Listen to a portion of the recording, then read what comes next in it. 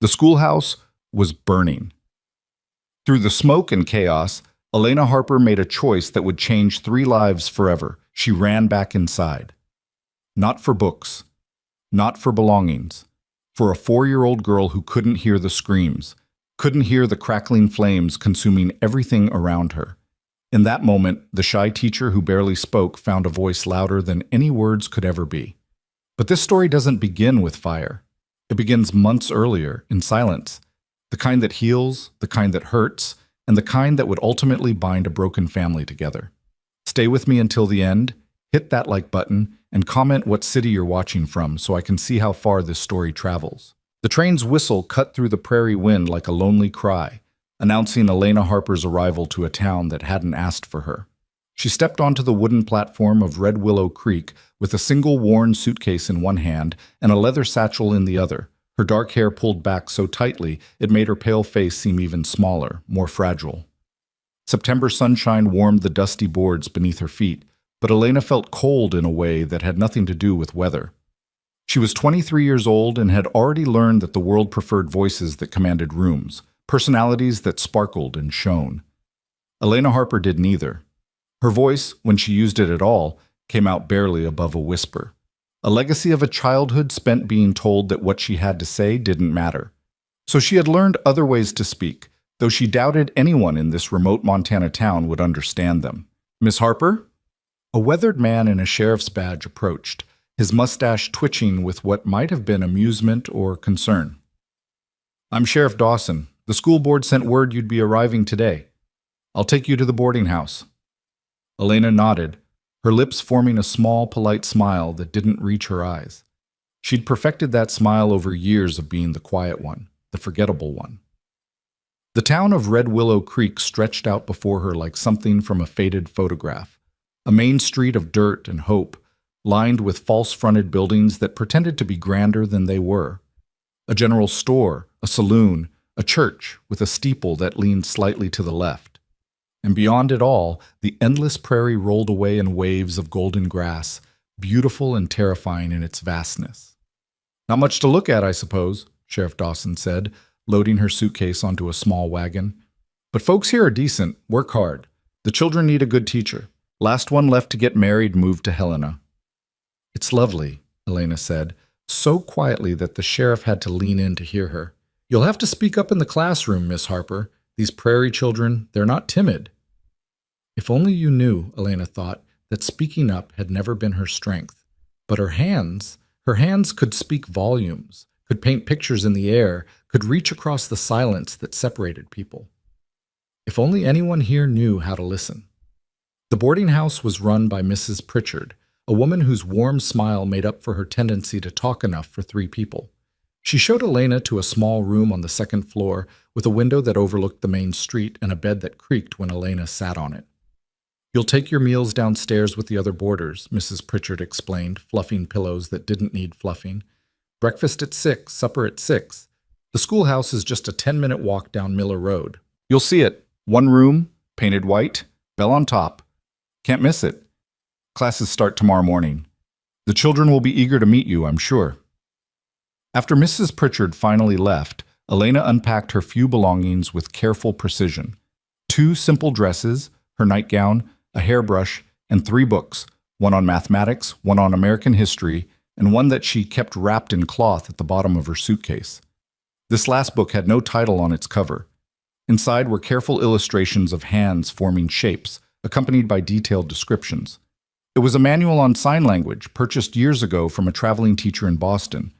Elena had learned to sign when she was 16, after meeting a deaf girl in the orphanage where she'd grown up. The girl's name was Margaret, and she'd been the first person who ever made Elena feel like silence could be a gift rather than a burden.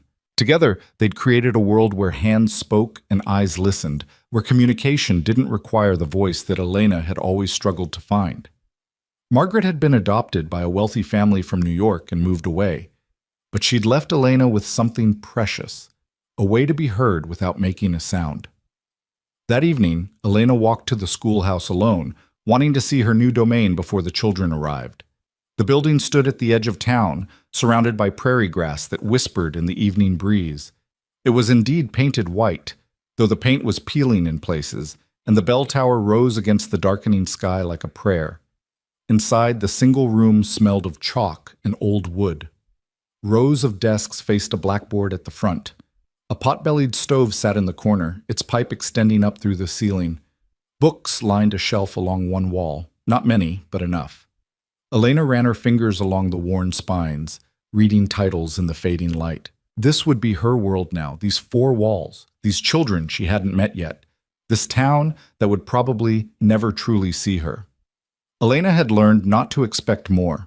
She'd learned that people like her, quiet, orphaned, unusual, were meant to exist in the margins, to teach and serve, and eventually be replaced by someone more memorable. But as she stood in that empty schoolroom, watching dust motes dance in the last slanting rays of sunlight, Elena made herself a quiet promise. She might not matter much to this town, but she would matter to these children. Every single one of them would feel seen in her classroom. Every single one of them would know that their teacher, however quiet, cared deeply about who they were. She didn't know yet that one child in particular would change everything.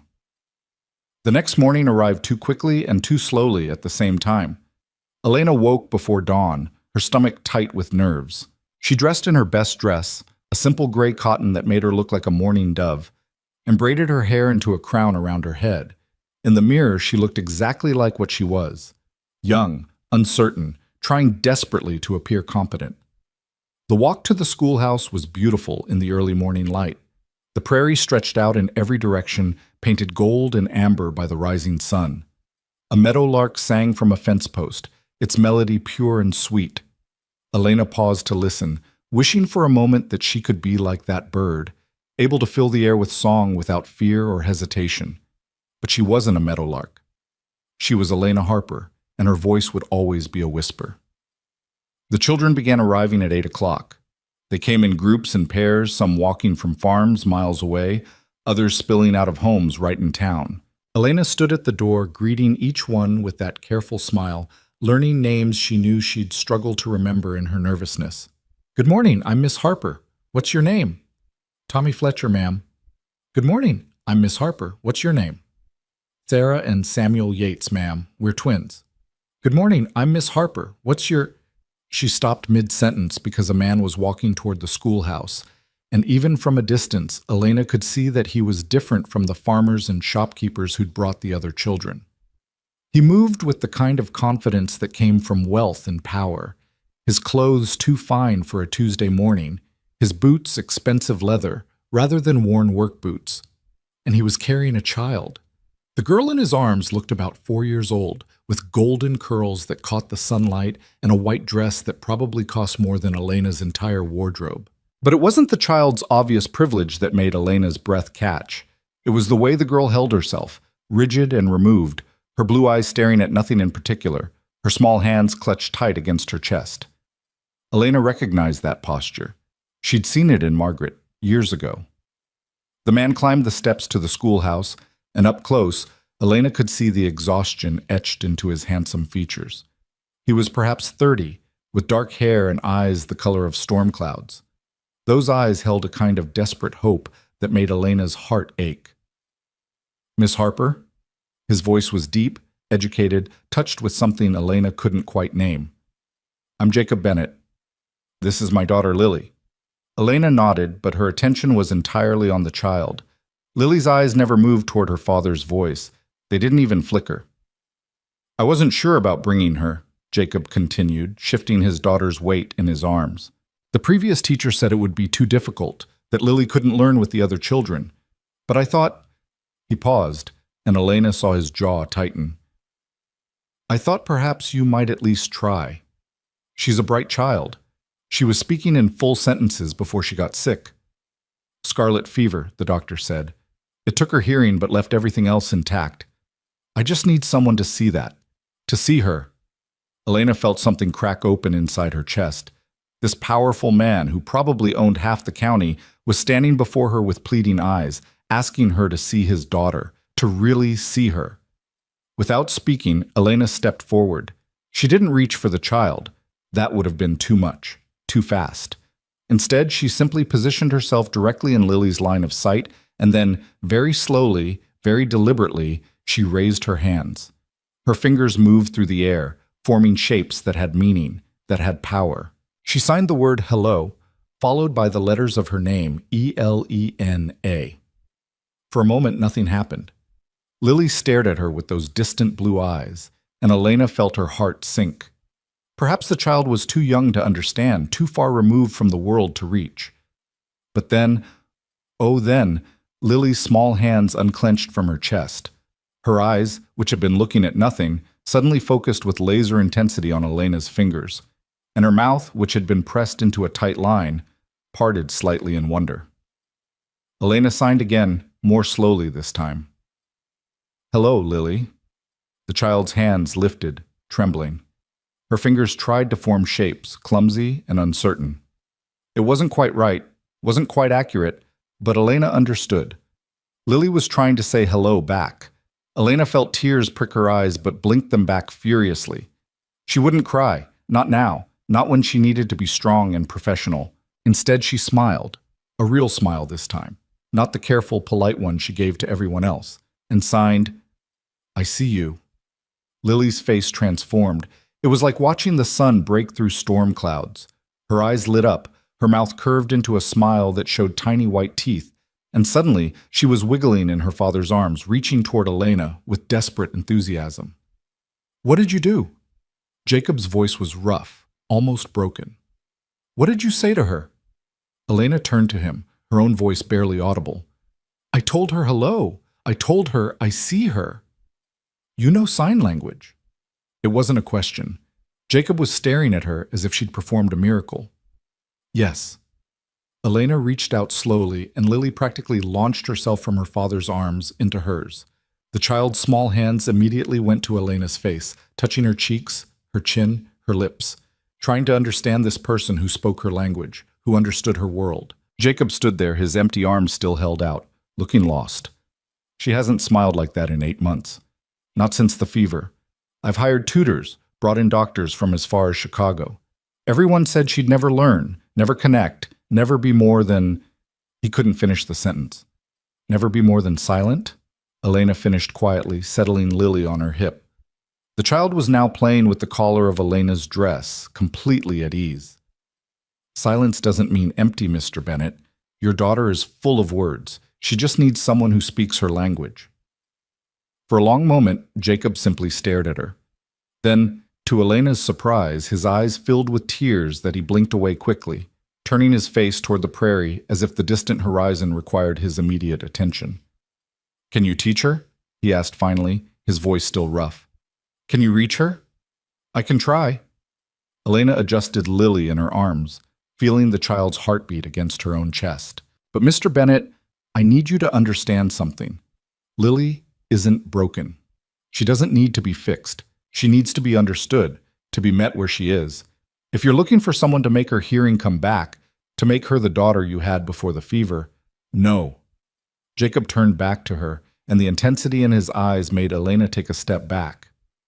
"I don't want to change who she is. I just want her back. I want to see her smile again, to know what she's thinking, to understand what she needs. Can you give me that?" Elena looked down at Lily, who was now making soft humming sounds, not words, but noise that suggested contentment. The other children had gathered in the schoolroom behind them, watching this strange scene with wide eyes and whispered questions. "I can teach her," Elena said finally, "and I can teach the other children to communicate with her, if you'll allow it. But Mr. Bennett, you should know, this won't be easy. Learning sign language takes time, dedication. Lily might progress quickly or slowly. There are no guarantees." "I understand." Jacob stepped closer, close enough that Elena could smell leather and soap and something else, maybe desperation, maybe hope. "Whatever you need, books, supplies, extra time, I'll pay for everything. Just help my daughter, Miss Harper, please." Elena wanted to tell him that his money didn't matter, that she would have helped Lily regardless of who her father was. But she was practical enough to know that resources would make her job easier. So instead, she simply nodded. "We'll start today," she said, "if you'll leave Lily with me." For a moment, Jacob hesitated. Elena could see the conflict in his face, the desire to stay, to watch, to protect his daughter from any possible harm. But then he reached out and gently touched Lily's golden curls, his hand shaking slightly. "Be good, little flower," he whispered, even though his daughter couldn't hear him. Then he looked at Elena. "I'll be back at 3 o'clock. We'll be here." Jacob walked away slowly, looking back twice before he finally climbed into an expensive buggy and drove off toward what Elena assumed was his ranch. She watched him go, feeling the weight of responsibility settle onto her shoulders. This man had just handed her his most precious possession, trusting her with the daughter he clearly loved more than life itself. Elena carried Lily into the schoolhouse, where 15 other children waited with varying degrees of curiosity and restlessness. She set the little girl down gently in a desk at the front of the room, then turned to face her new students. "Good morning," she said, her voice still quiet but somehow carrying in the small space. "My name is Miss Harper, and I'm very happy to be your teacher this year." A boy in the back, Tommy Fletcher, she remembered, raised his hand. "Miss Harper, why was Mr. Bennett here? He don't usually come to town." "Doesn't," Elena corrected gently. "And Mr. Bennett brought his daughter, Lily, to school." "But she's deaf," a girl said, Sarah Yates, one of the twins. "How's she going to learn anything?" Elena felt every eye in the room turn to Lily, who sat perfectly still in her desk, her hands folded, her expression distant again now that Elena wasn't directly engaging with her. The weight of their stares, even though Lily couldn't hear the cruel question, made Elena's heart hurt. "Lily is deaf," Elena agreed, walking to stand beside the little girl's desk. "But that doesn't mean she can't learn. It just means she learns differently. And this year, all of you are going to learn something different too." She raised her hands and signed, "Hello," again, her fingers moving slowly through the air. The children watched with fascination. "This is how Lily talks," Elena explained, "with her hands. It's called sign language, and it's just as real and meaningful as the words we speak out loud. Over the next few weeks, I'm going to teach all of you some basic signs so that you can communicate with Lily. Would you like that?" The response was mixed. Some children leaned forward with interest. Others looked skeptical. Tommy Fletcher, who was clearly the class troublemaker, rolled his eyes. "That seems like a waste of time," he said. "We got real subjects to learn." Elena felt her face flush, but she kept her voice steady. "Communication is the most important subject there is, Tommy. Without it, we can't share ideas, solve problems, or understand each other. Learning to communicate with Lily isn't a waste of time. It's an opportunity to become better human beings." She spent the rest of the morning teaching the children the manual alphabet, 26 hand shapes, one for each letter. Most of the students followed along with enthusiasm, their hands forming clumsy versions of the letters. Even Tommy participated, though he made a show of sighing dramatically every few minutes. But it was Lily who truly shone. The 4-year-old watched Elena's hands with absolute focus, then mimicked the shapes with surprising accuracy. When Elena signed the letter L, Lily's small hand formed a perfect replica. When Elena moved on to I, Lily followed immediately. By the end of the lesson, the child could spell her own name, her fingers dancing through the letters with obvious pride. Elena's heart swelled. This was why she taught. Not for the prestige or the comfortable salary. Teachers certainly didn't earn much of either. She taught for moments like this, when a child's face lit up with understanding, when learning became joy rather than obligation. At lunch, the children scattered into the yard with tin pails full of bread and cheese and apples. Elena took Lily outside as well, spreading a blanket under a cottonwood tree. She'd packed extra food that morning, somehow knowing she'd need it, and now she shared her lunch with the little girl while using every opportunity to sign. "Apple," she signed, holding up the red fruit. "A-P-P-L-E." Lily's eyes tracked the movement, then she reached for the apple and took a bite, juice running down her chin. She smiled at Elena and signed something that wasn't quite right but was clearly an attempt at "thank you." "Close," Elena signed back, then showed her the correct movement. Lily tried again, getting it perfect on the second attempt. They were so absorbed in their silent conversation that Elena didn't notice the audience gathering until she heard the whispers.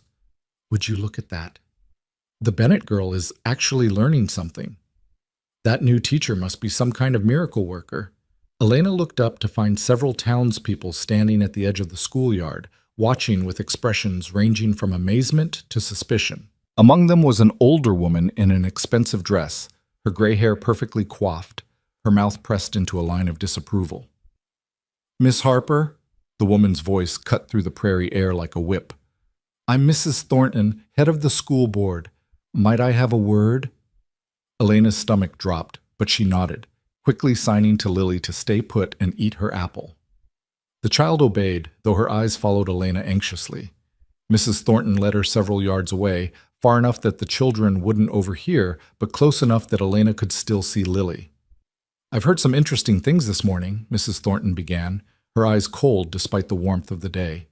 "Jacob Bennet was seen leaving the schoolhouse, looking more animated than he's been in months, and now I see his daughter actually engaging with you. Quite remarkable." "Thank you," Elena said quietly, though something in Mrs. Thornton's tone suggested this wasn't a compliment. "I wonder, Miss Harper, if you understand the delicate position you're in." Mrs. Thornton clasped her hands in front of her ample bosom. "Jacob Bennet is the wealthiest man in 3 counties. He owns most of the land around Red Willow Creek, employs half the men in this town. He is also a widower who has been extremely protective of his daughter since his wife died in childbirth." Elena felt cold despite the September sunshine. "I don't understand what you're implying, Mrs. Thornton." "Don't you?" The older woman's eyebrows rose. A young, unmarried teacher, barely more than a girl herself, suddenly becomes the answer to Jacob Bennet's prayers? Suddenly forms a miraculous connection with his lonely daughter? I'm sure you can see how that might appear to certain people. "I'm here to teach," Elena said, her whisper voice somehow finding steel. "That's all. Lily is deaf, and I happen to know sign language. There's nothing miraculous or suspicious about it. Perhaps." Mrs. Thornton's gaze swept over Elena, taking in her plain dress, her too tight hair, her complete lack of feminine wiles. "But you would do well to remember, Miss Harper, that this town talks. And once people start talking, it becomes very difficult to control the narrative. I suggest you maintain appropriate boundaries with Mr. Bennet and his daughter. Teach the child if you must, but don't forget your place." She walked away before Elena could respond, leaving her standing alone in the schoolyard, shaking with suppressed anger and hurt. "Don't forget your place." Elena had heard those words her entire life. At the orphanage, when she dared to dream of college. From the headmistress at her first teaching position in Boston, when she'd suggested new methods.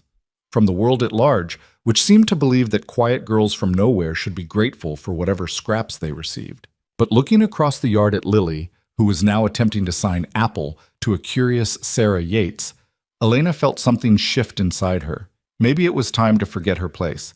Maybe it was time to make a new place entirely. The afternoon passed in a blur of lessons. Elena taught reading and arithmetic, geography, and penmanship. And through it all, she incorporated signs, simple ones that the children could learn while absorbing their regular studies. The letter A for apple in spelling lessons, the sign for 2 during mathematics, the gesture for book when discussing their readers. Most of the children took to it with enthusiasm. A few, like Tommy Fletcher, remained skeptical. But even Tommy couldn't completely hide his fascination when Elena spelled out his full name in sign language, her hands moving too quickly for him to follow. "Do it again," he demanded. "Slower this time." Elena complied, and this time Tommy's hands tried to mirror hers, stumbling through THOMAS. At 3 o'clock exactly, Jacob Bennet's buggy appeared in front of the schoolhouse.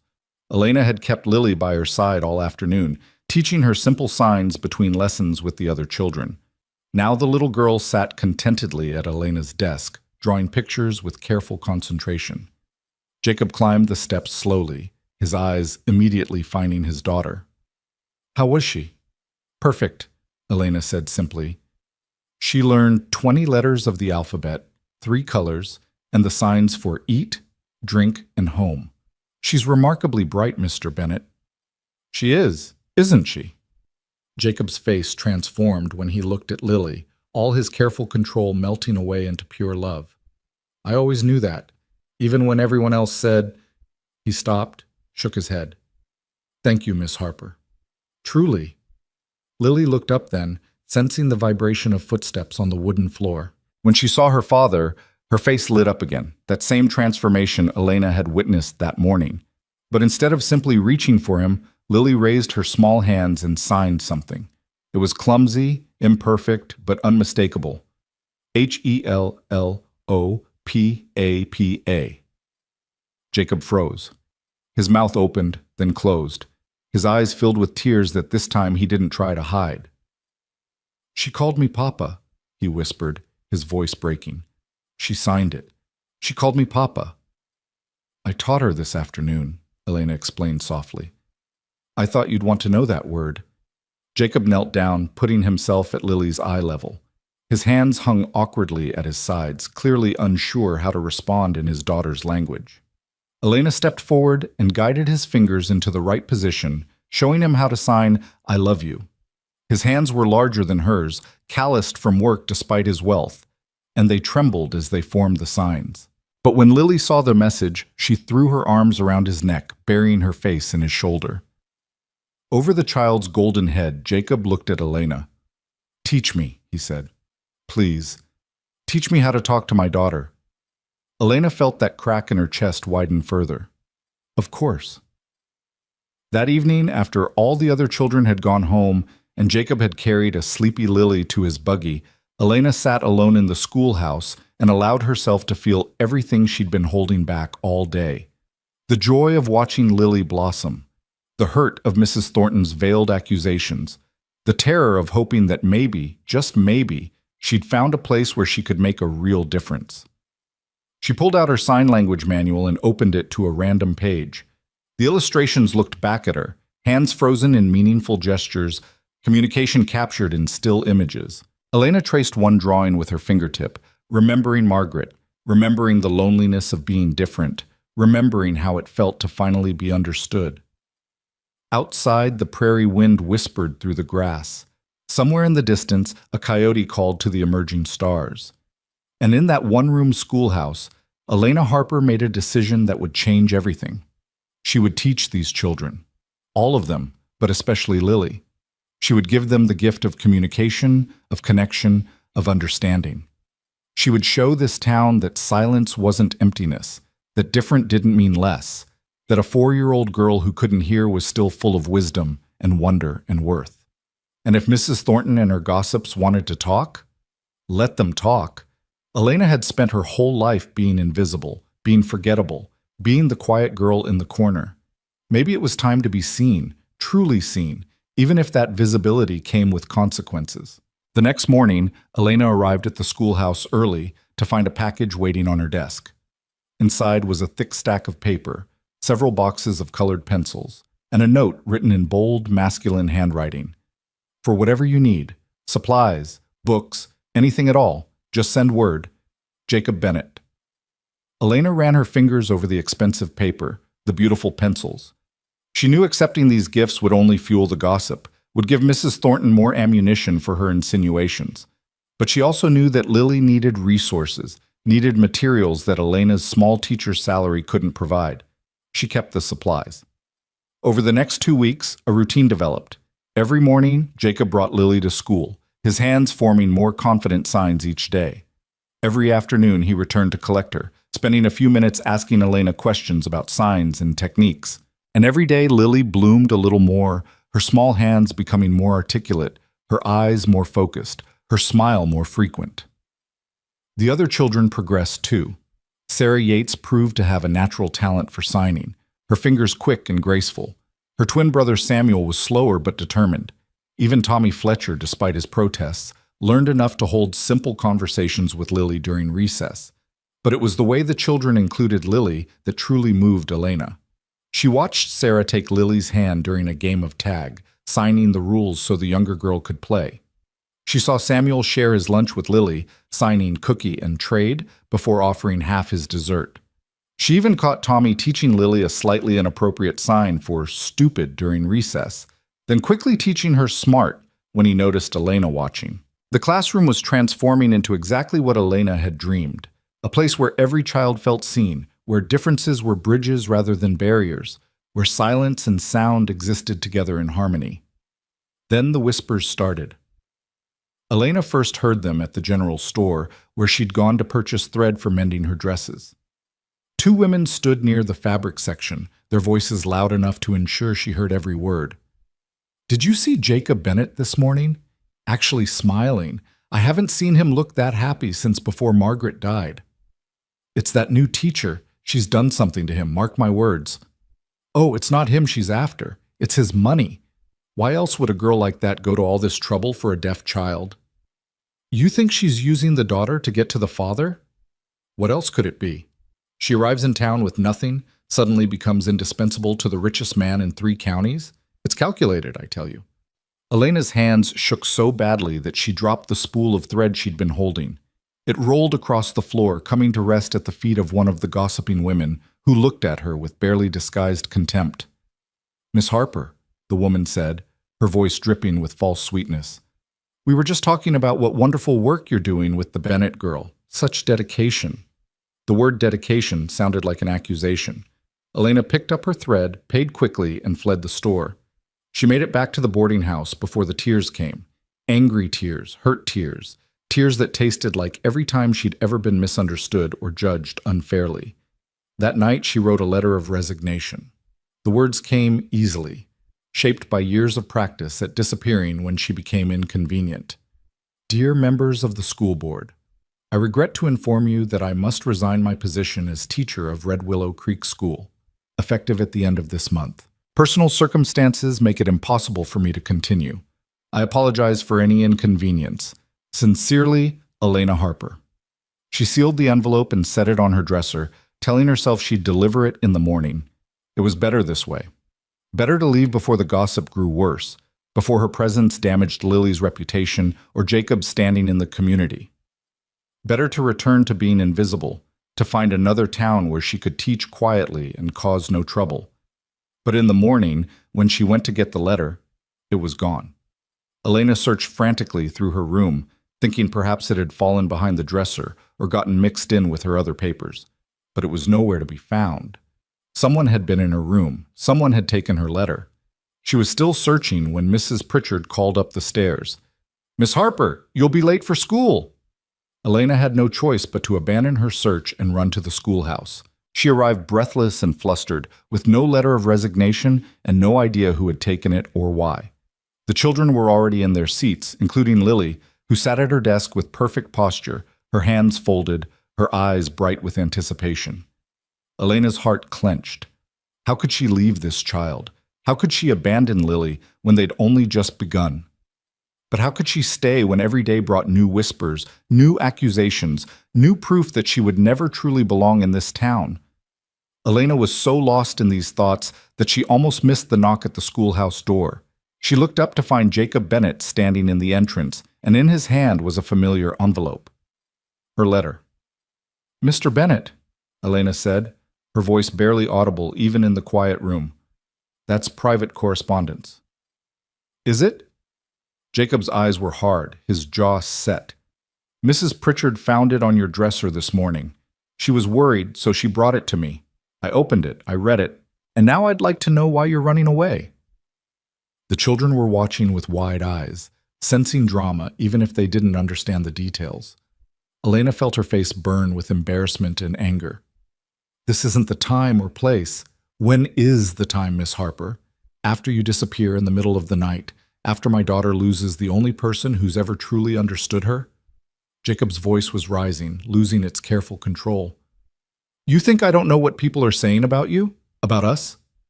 Elena flinched. So he did know. Of course he knew. A man like Jacob Bennett would hear every whisper, every speculation. "Then you understand why I have to leave," she said quietly. "For Lily's sake, if nothing else. The gossip will only get worse." "The gossip is wrong." Jacob stepped fully into the schoolhouse, and Elena saw that he was holding another piece of paper. "This is a letter to the school board, officially requesting that you be given a raise and additional resources to develop a comprehensive signing program for the school. I'm also donating funds to purchase a proper library and new equipment. And I'm doing it publicly, Miss Harper, with my name attached, so everyone in this town knows exactly how valuable I think you are as a teacher." Elena stared at him, unable to process his words. "You can't do that. It will only make things worse." Worse for whom? Jacob's eyes flashed. Not for Lily. She's happier than she's been in 8 months. She laughs now. Did you know that? She laughs even though she can't hear the sound of it. Because you taught her that joy doesn't require sound. He walked to his daughter's desk and placed a hand on her shoulder. Lily looked up at him and signed, Papa happy? Jacob signed back, slowly, imperfectly, but clearly, yes, Papa happy. Then he turned back to Elena. You asked me once to see my daughter as she is, not as I wish she would be. Now I'm asking you to see yourself the same way. Stop running from who you are, Miss Harper. You're an extraordinary teacher. You're changing lives. Don't let small-minded gossips take that away from you. Don't let them take it away from Lily. Elena felt tears streaming down her face. She never cried in front of people, never showed this kind of vulnerability. But Jacob's words had shattered something inside her, some old, scarred-over wound that had never properly healed. I don't know how to fight them, she whispered. I've never been good at fighting. Then don't fight them. Jacob's voice softened. Just keep doing what you're doing. Keep teaching. Keep being brilliant. The truth has a way of revealing itself, Miss Harper. Let your work speak for you.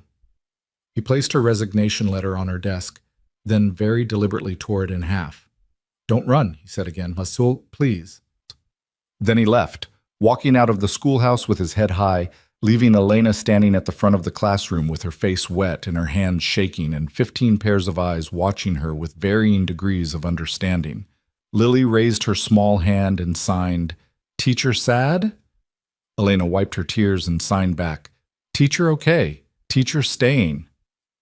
The smile that bloomed on Lily's face made every whisper, every cruel word, every moment of doubt worth enduring. Elena didn't run. She stayed. And though she didn't know it yet, her decision to remain in Red Willow Creek would set in motion a chain of events that would test every ounce of courage she possessed, and ultimately prove that the quietest voices sometimes speak the loudest truths. The weeks that followed Jacob's public declaration were both the best and worst of Elena's teaching career. Every morning brought new discoveries in the classroom, Lily mastering complex sentences and sign language, the other children creating their own signed conversations during recess, even shy Samuel Yates volunteering to demonstrate signs during lessons. But every afternoon brought fresh evidence that the town's opinion of Elena Harper was hardening like clay in a kiln. Mrs. Thornton's prediction had come true. The town was talking. Elena first noticed the change at church the following Sunday. She'd made a habit of sitting in the back pew, arriving late and leaving early to avoid conversation. But that morning, when she slipped into her usual spot, the family sharing the pew immediately gathered their belongings and moved to another row. Elena sat alone in the sudden space, feeling the weight of dozens of eyes on her back. After the service, she overheard 2 women near the door. Shameless, if you ask me, using that poor child to sink her hooks into Jacob Bennett. Well, what did we expect? She came from nothing. These types always have an angle. Elena walked past them with her head high, but once she reached the privacy of her boarding room, she sat on her bed and stared at her hands. These hands that could speak so eloquently in silence, that could reach Lily when no one else could. The town saw them as grasping, manipulative tools. Monday morning brought a surprise. When Elena arrived at the schoolhouse, she found a basket on the steps filled with fresh bread, jam, and a handwritten note. For Miss Harper, with gratitude. Your work matters. The Yates family. Elena clutched the note to her chest, feeling tears prick her eyes. At least some families understood. At least some people could see past the gossip to the truth. Inside the classroom, Sarah Yates was already there, helping Lily practice the signs for the days of the week. The 2 girls sat close together, their hands moving in synchronized patterns, Sarah's face patient and encouraging as Lily struggled with Wednesday. Good morning, girls, Elena said, setting the basket on her desk. Sarah looked up and grinned.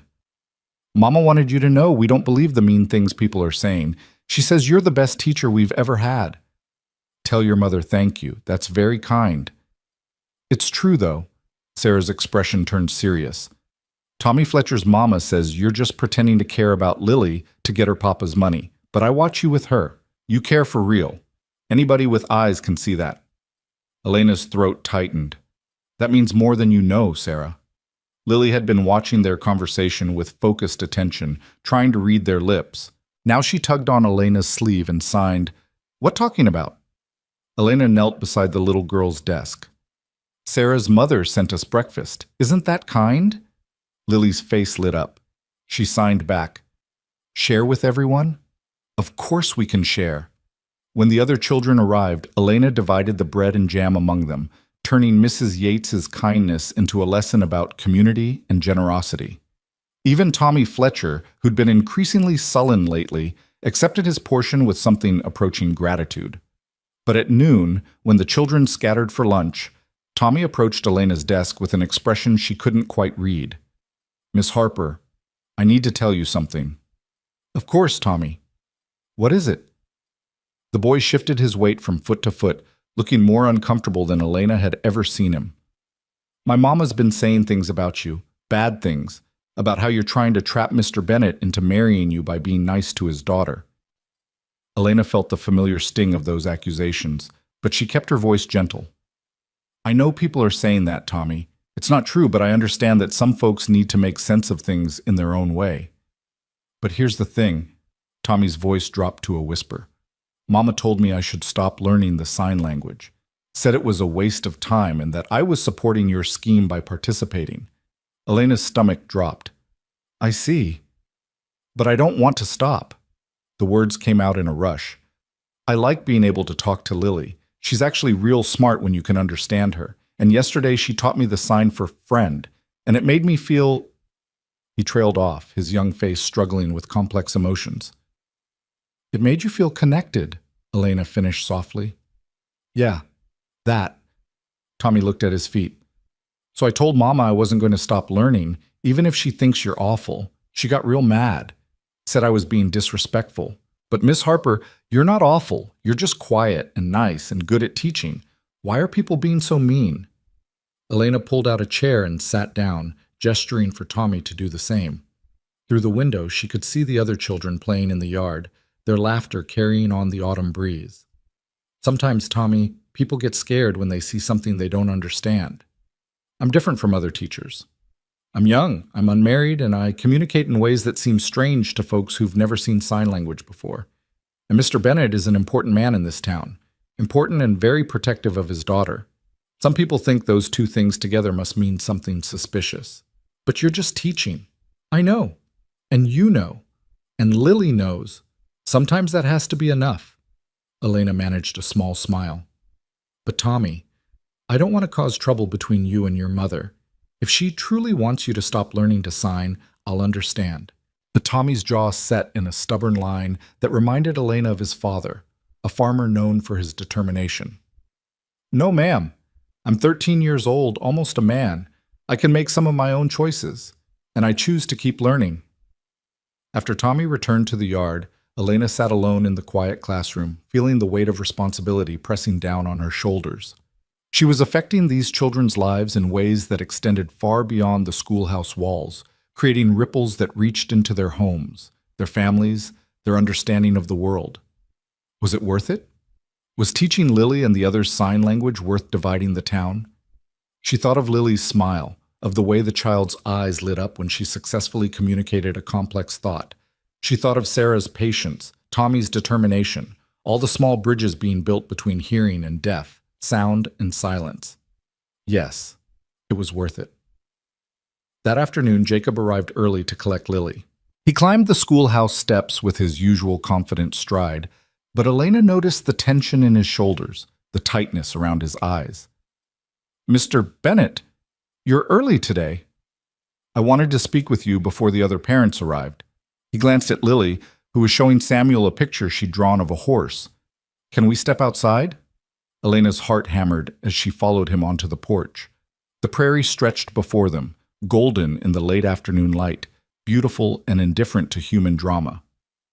"I've been hearing things," Jacob began without preamble. "Mrs. Fletcher came to my ranch yesterday. She said you were teaching her son to go against his mother's wishes. She accused you of turning the children against their parents." Elena felt her face flush. "That's not what happened. Tommy chose to continue learning sign language despite his mother's objections. I offered to respect her wishes, but he refused." I know. Jacob's expression softened slightly. I also heard from Mrs. Yates, who told me the opposite story, that you're inspiring her children to be more compassionate and inclusive. The problem is, Miss Harper, the town is splitting into factions, those who support your methods and those who think you're overstepping. Maybe I am overstepping. The words came out before Elena could stop them. Maybe teaching sign language to the whole class is too much, too fast. Maybe I should just work with Lily privately and leave the other children out of it. No. Jacob's response was immediate and firm. Lily needs peers who can communicate with her. She needs to be part of a community, not isolated as some special case. What you're doing is exactly right. Then why do you look so troubled? Jacob ran a hand through his dark hair, messing the careful styling. Because I'm worried about you. The gossip is getting crueler. Yesterday at the general store I heard Mrs. Thornton tell someone that you were practically living at my ranch, that I'd been seen visiting you alone at the schoolhouse after hours, that it was only a matter of time before scandal erupted. Elena felt sick. But none of that is true. You bring Lily in the morning and collect her in the afternoon, always when other children are present. We've never been alone together except right now, Jacob finished grimly, which is exactly the kind of thing they'll twist into something improper. They stood in silence for a moment, both painfully aware that this conversation itself would likely fuel more speculation. Elena could see Mrs. Henderson across the street, pausing in her walk to watch them with undisguised interest. I should go back inside, Elena said quietly. Wait. Jacob caught her arm gently, then immediately released it as if the touch had burned him. I want you to know something. I don't care what they say about me. I'm used to being talked about. It comes with money and position. But I do care what they're saying about you. You don't deserve this, Miss Harper. You're doing nothing wrong. Except being young and unmarried and good at my job. A ghost of a smile crossed Jacob's face. Yes, those are apparently cardinal sins in Red Willow Creek. His expression sobered again. But there's something else you should know. The school board is meeting next week. Mrs. Thornton is called for a review of your teaching methods and what she calls the appropriateness of your conduct. Elena's breath caught. They're going to fire me. Not if I have anything to say about it. I'm the largest donor to the school. My voice carries weight. Which is exactly what they're accusing me of exploiting. Elena felt trapped, caught in a web not of her own making. Don't you see, Mr. Bennett? Your defense of me only proves their point in their minds. Every time you speak up for me, every donation you make, every public show of support, it all feeds the narrative that I'm using Lily to manipulate you. Then what do you suggest I do? Stay silent while they destroy your reputation? I don't know. The words came out louder than Elena intended, sharp with frustration and fear. Inside the schoolhouse, several children's heads turned toward the window. Elena lowered her voice. I don't know what the right answer is. All I know is that I came here to teach, and somehow I've become the center of a scandal I never wanted or asked for. Jacob's gray eyes searched her face. Do you regret it? Taking this position? Teaching Lily?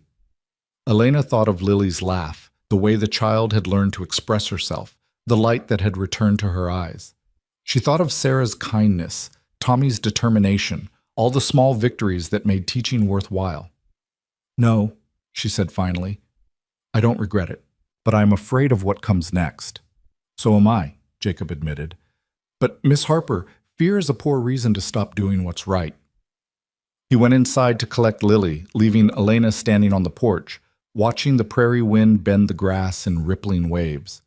She wondered if she was strong enough for what was coming. She'd spent her whole life avoiding conflict, staying quiet, making herself small. Now the universe seemed determined to thrust her into the spotlight, whether she wanted it or not. That evening, Elena received an unexpected visitor at the boarding house.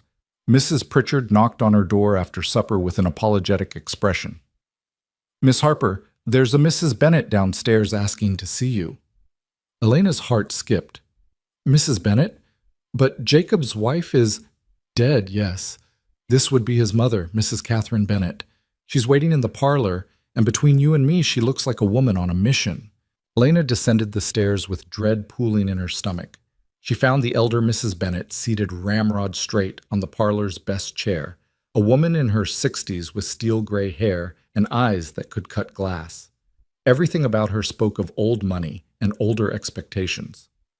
"Miss Harper," Mrs. Bennet didn't rise or offer her hand. "Please sit." Elena perched on the edge of a chair opposite her unexpected guest. "Mrs. Bennet, this is a surprise." "I'm sure it is. I don't normally make social calls, particularly not on young women of questionable judgment." The older woman's tone could have frozen fire. "However, circumstances require us to speak plainly." "I'm listening." "My son has become attached to you, or rather, attached to what you represent, hope for his daughter. I watched him lose his wife in childbirth, watched him nearly destroy himself trying to reach a child he could no longer understand. Then you arrived and suddenly Lily was communicating again, smiling again. Jacob saw you as an answer to prayer." Elena said nothing, sensing there was more to come. "The problem, Miss Harper, is that Jacob is confusing gratitude with something else. He sees you every day. He watches you with his daughter, and he's a lonely man who hasn't looked at a woman since Margaret died." Mrs. Bennet leaned forward. "I'm not blind. I've seen the way he looks at you." Elena's face burned. "Mrs. Bennet, I assure you, I'm not accusing you of encouraging it.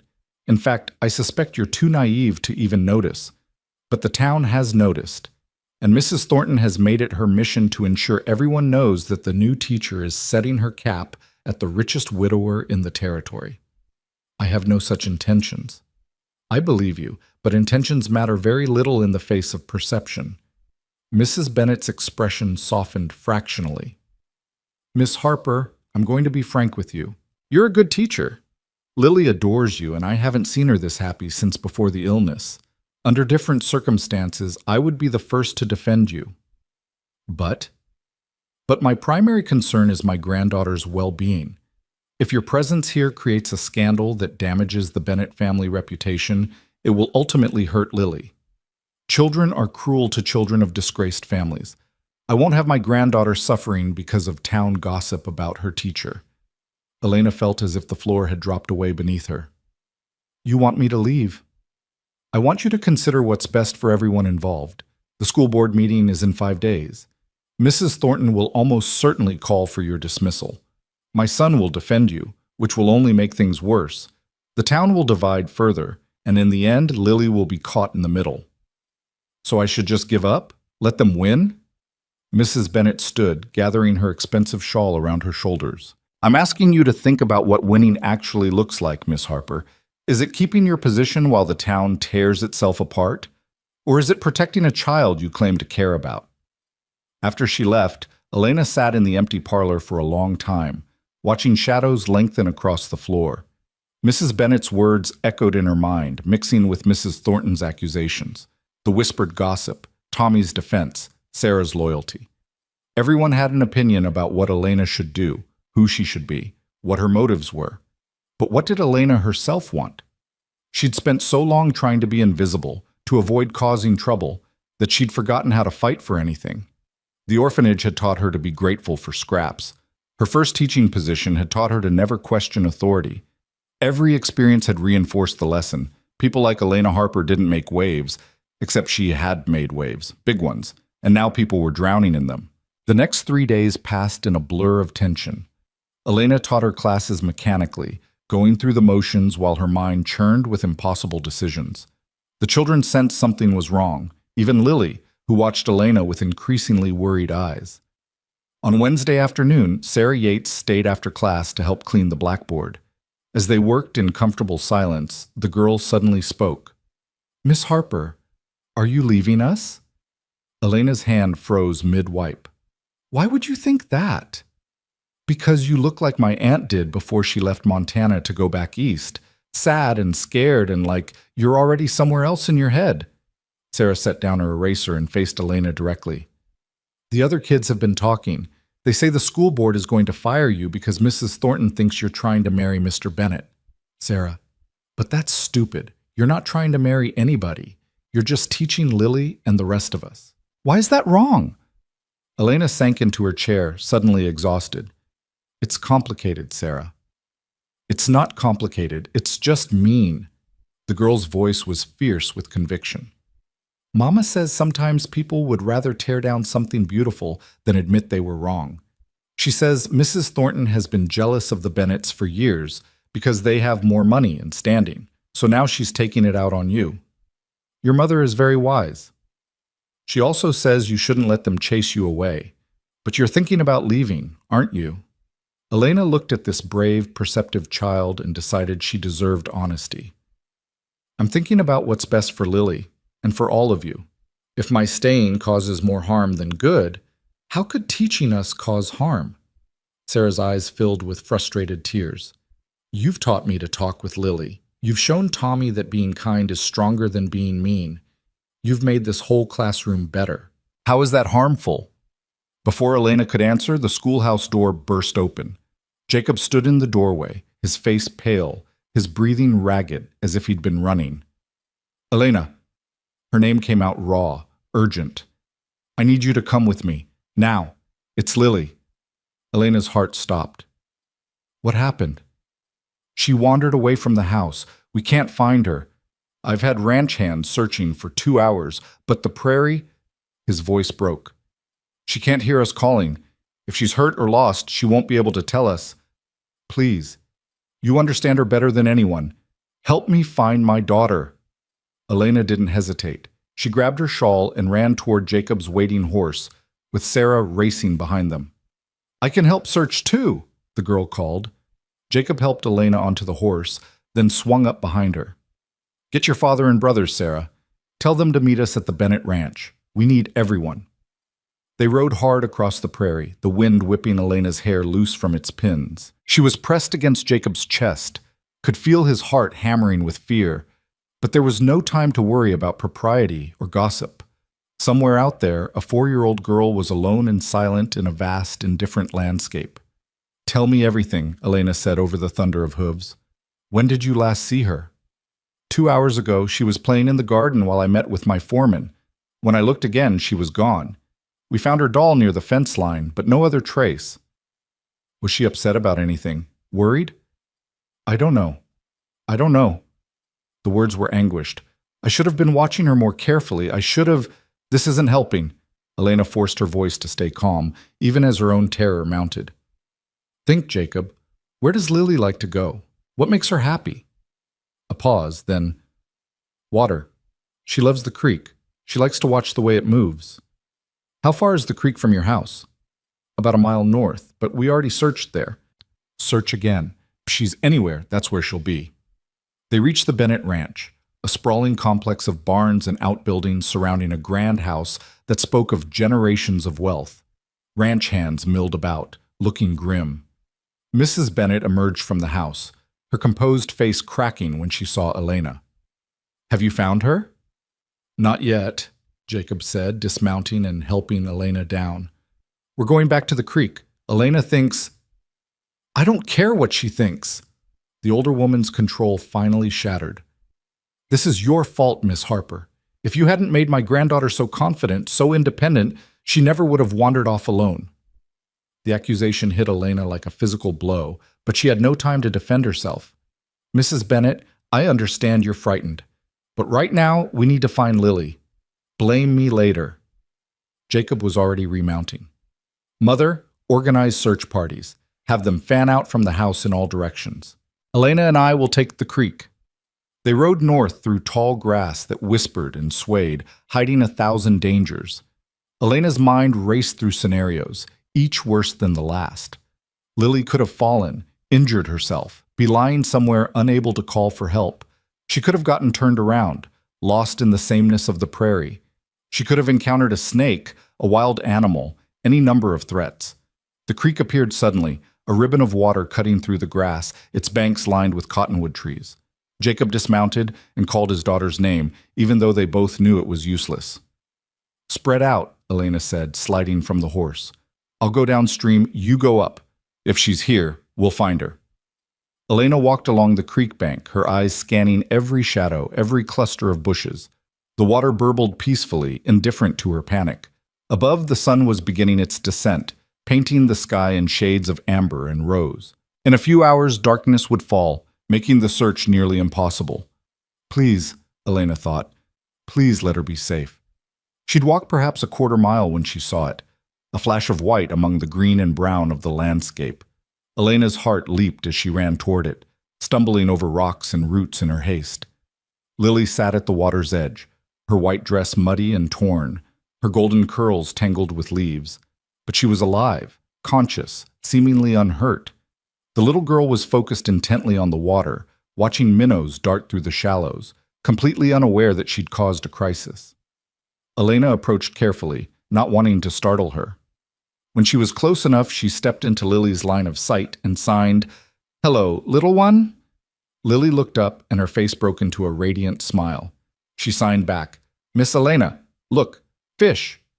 Relief flooded through Elena so powerfully that her knees nearly buckled. She knelt beside the child and pulled her into a fierce hug, not caring that Lily was muddy and wet. "Your papa is very worried," Elena signed when she pulled back. "We've been searching for you." Lily's smile faded. "Papa worried? Why?" "Because you left without telling anyone where you were going. We didn't know if you were safe." The child's eyes filled with tears. "I wanted to see fish. I didn't mean to make Papa sad." "I know, but Lily, you have to tell someone when you go places. You're too young to wander alone." Elena stood and waved both arms over her head, hoping to catch Jacob's attention. Within moments, she heard the thunder of hooves, and then Jacob was there, throwing himself from his horse and gathering his daughter into his arms. He held her so tightly that Lily squirmed, signing protest that neither Jacob nor Elena acknowledged. They were too overwhelmed with relief, too grateful that this story had ended without tragedy. Finally, Jacob loosened his grip enough to sign clumsily, "Never do that again, never." Lily nodded solemnly, understanding that she'd done something serious even if she didn't fully grasp why. They rode back to the ranch together, Lily cradled in her father's arms, Elena sitting behind them, her arms wrapped around them both to keep from falling. As they crested the final hill, Elena saw the crowd that had gathered. The Yates family was there, along with the Fletchers and at least a dozen other townspeople who'd joined the search.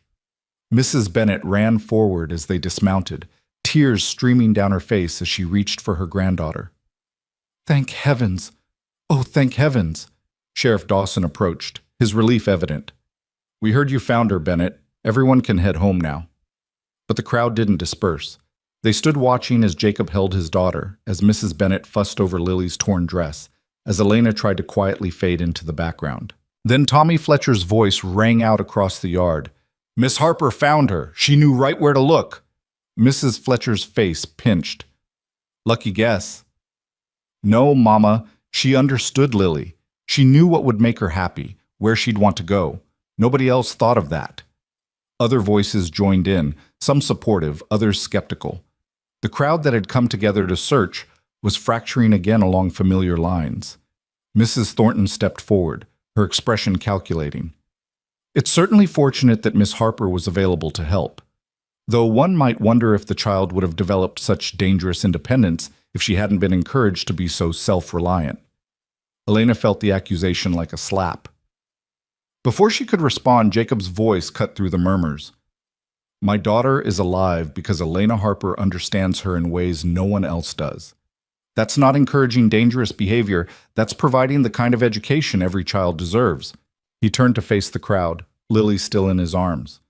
"I'm grateful to everyone who came to help search, but I'm especially grateful to Miss Harper, who not only found Lily, but has given her a life worth living." Mrs. Thornton's eyes narrowed. "Your gratitude is noted, Mr. Bennet, as is the fact that Miss Harper seems to have become quite essential to your family." The implication hung in the air, ugly and unmistakable. Elena saw the exact moment Jacob understood what was being suggested. His face darkened with anger. "If you have something to say, Mrs. Thornton, say it plainly." "Very well. The school board meets tomorrow to discuss Miss Harper's future at our school. I suggest everyone attend. It seems we have much to discuss about appropriate conduct and professional boundaries." She swept away, taking several of her supporters with her. The remaining townspeople dispersed slowly, leaving Elena standing in the ranch yard feeling exposed and vulnerable. Mrs. Bennet approached, her earlier gratitude already cooling. Miss Harper, I believe you should leave. Jacob will send someone to take you back to town. Mother, Jacob began. No, this has gone far enough. The older woman's voice was steel wrapped in velvet. Miss Harper, you've been kind to my granddaughter, and I'm grateful you found her today, but your presence is tearing this community apart. Tomorrow's board meeting will only make things worse.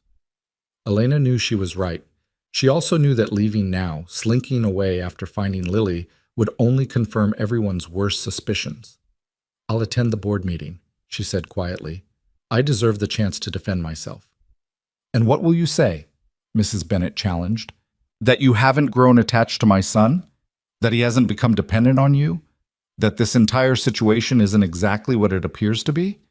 It appears to be a teacher doing her job, Elena said, finding a core of strength she didn't know she possessed.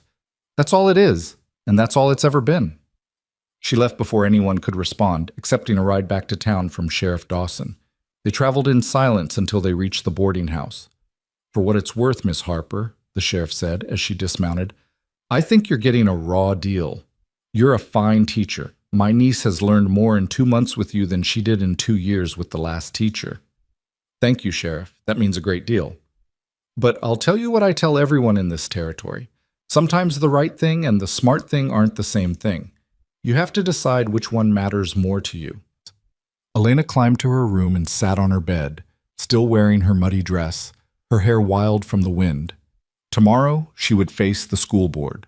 Tomorrow, she would have to defend her methods, her intentions, her very presence in Red Willow Creek. But tonight, she let herself feel the weight of it all, the fear, the anger, the bone-deep exhaustion of being misunderstood. Through her window, she could see the prairie stretching endlessly under the stars. Somewhere out there, Lily was safe and warm, probably already asleep. And that, Elena realized, was worth any price. Even this one. The morning of the school board meeting dawned gray and cold, with clouds pressing low over the prairie like a heavy blanket. Elena dressed with shaking hands, choosing her most conservative dress, a dark blue cotton with a high collar that made her look even younger than her 23 years. She braided her hair tightly, pinning it in a severe bun that pulled at her temples. In the mirror, she looked like a woman preparing for battle, which she supposed she was. Mrs. Pritchard knocked softly before entering with a cup of tea. You didn't eat breakfast? I couldn't. Well, drink this at least. You'll need your strength. The boarding house keeper set the cup on the dresser, her weathered face sympathetic. I've lived in Red Willow Creek for 30 years, Miss Harper. I've seen my share of witch hunts disguised as town meetings. Don't let them break you. What if they're right? The words escaped before Elena could stop them. What if I have caused more harm than good? That little Bennett girl would say different. I saw her face when her papa brought her into town yesterday. She was signing to everyone she met, excited as a lark. You gave that child a voice, Miss Harper. Don't you forget that. After Mrs. Pritchard left, Elena sat for a long moment, sipping the tea and trying to steady her nerves. The board meeting wasn't until 7 o'clock that evening, which meant she had an entire day of teaching to get through first. She wondered if the children knew what was happening, if their parents had discussed it over breakfast tables throughout the town. The walk to the schoolhouse felt longer than usual. Every person Elena passed seemed to stare, to judge, to have already formed their opinions. Mrs. Henderson turned away deliberately when Elena nodded a greeting. Mr. Cooper at the general store watched her through his window with an expression she couldn't read. But when Elena reached the schoolhouse, she found Sarah and Samuel Yates sitting on the steps, waiting. Sarah stood as Elena approached, her young face set with determination. We wanted to be here early, to show you we're on your side. Elena's throat tightened. That's very kind, Sarah, but you don't have to choose sides. Yes, we do. Samuel spoke quietly, so unlike his usually silent nature. Mama says sometimes you have to stand up for what's right, even when it's hard. You're a good teacher, Miss Harper, the best we've ever had. Before Elena could respond, more children began arriving.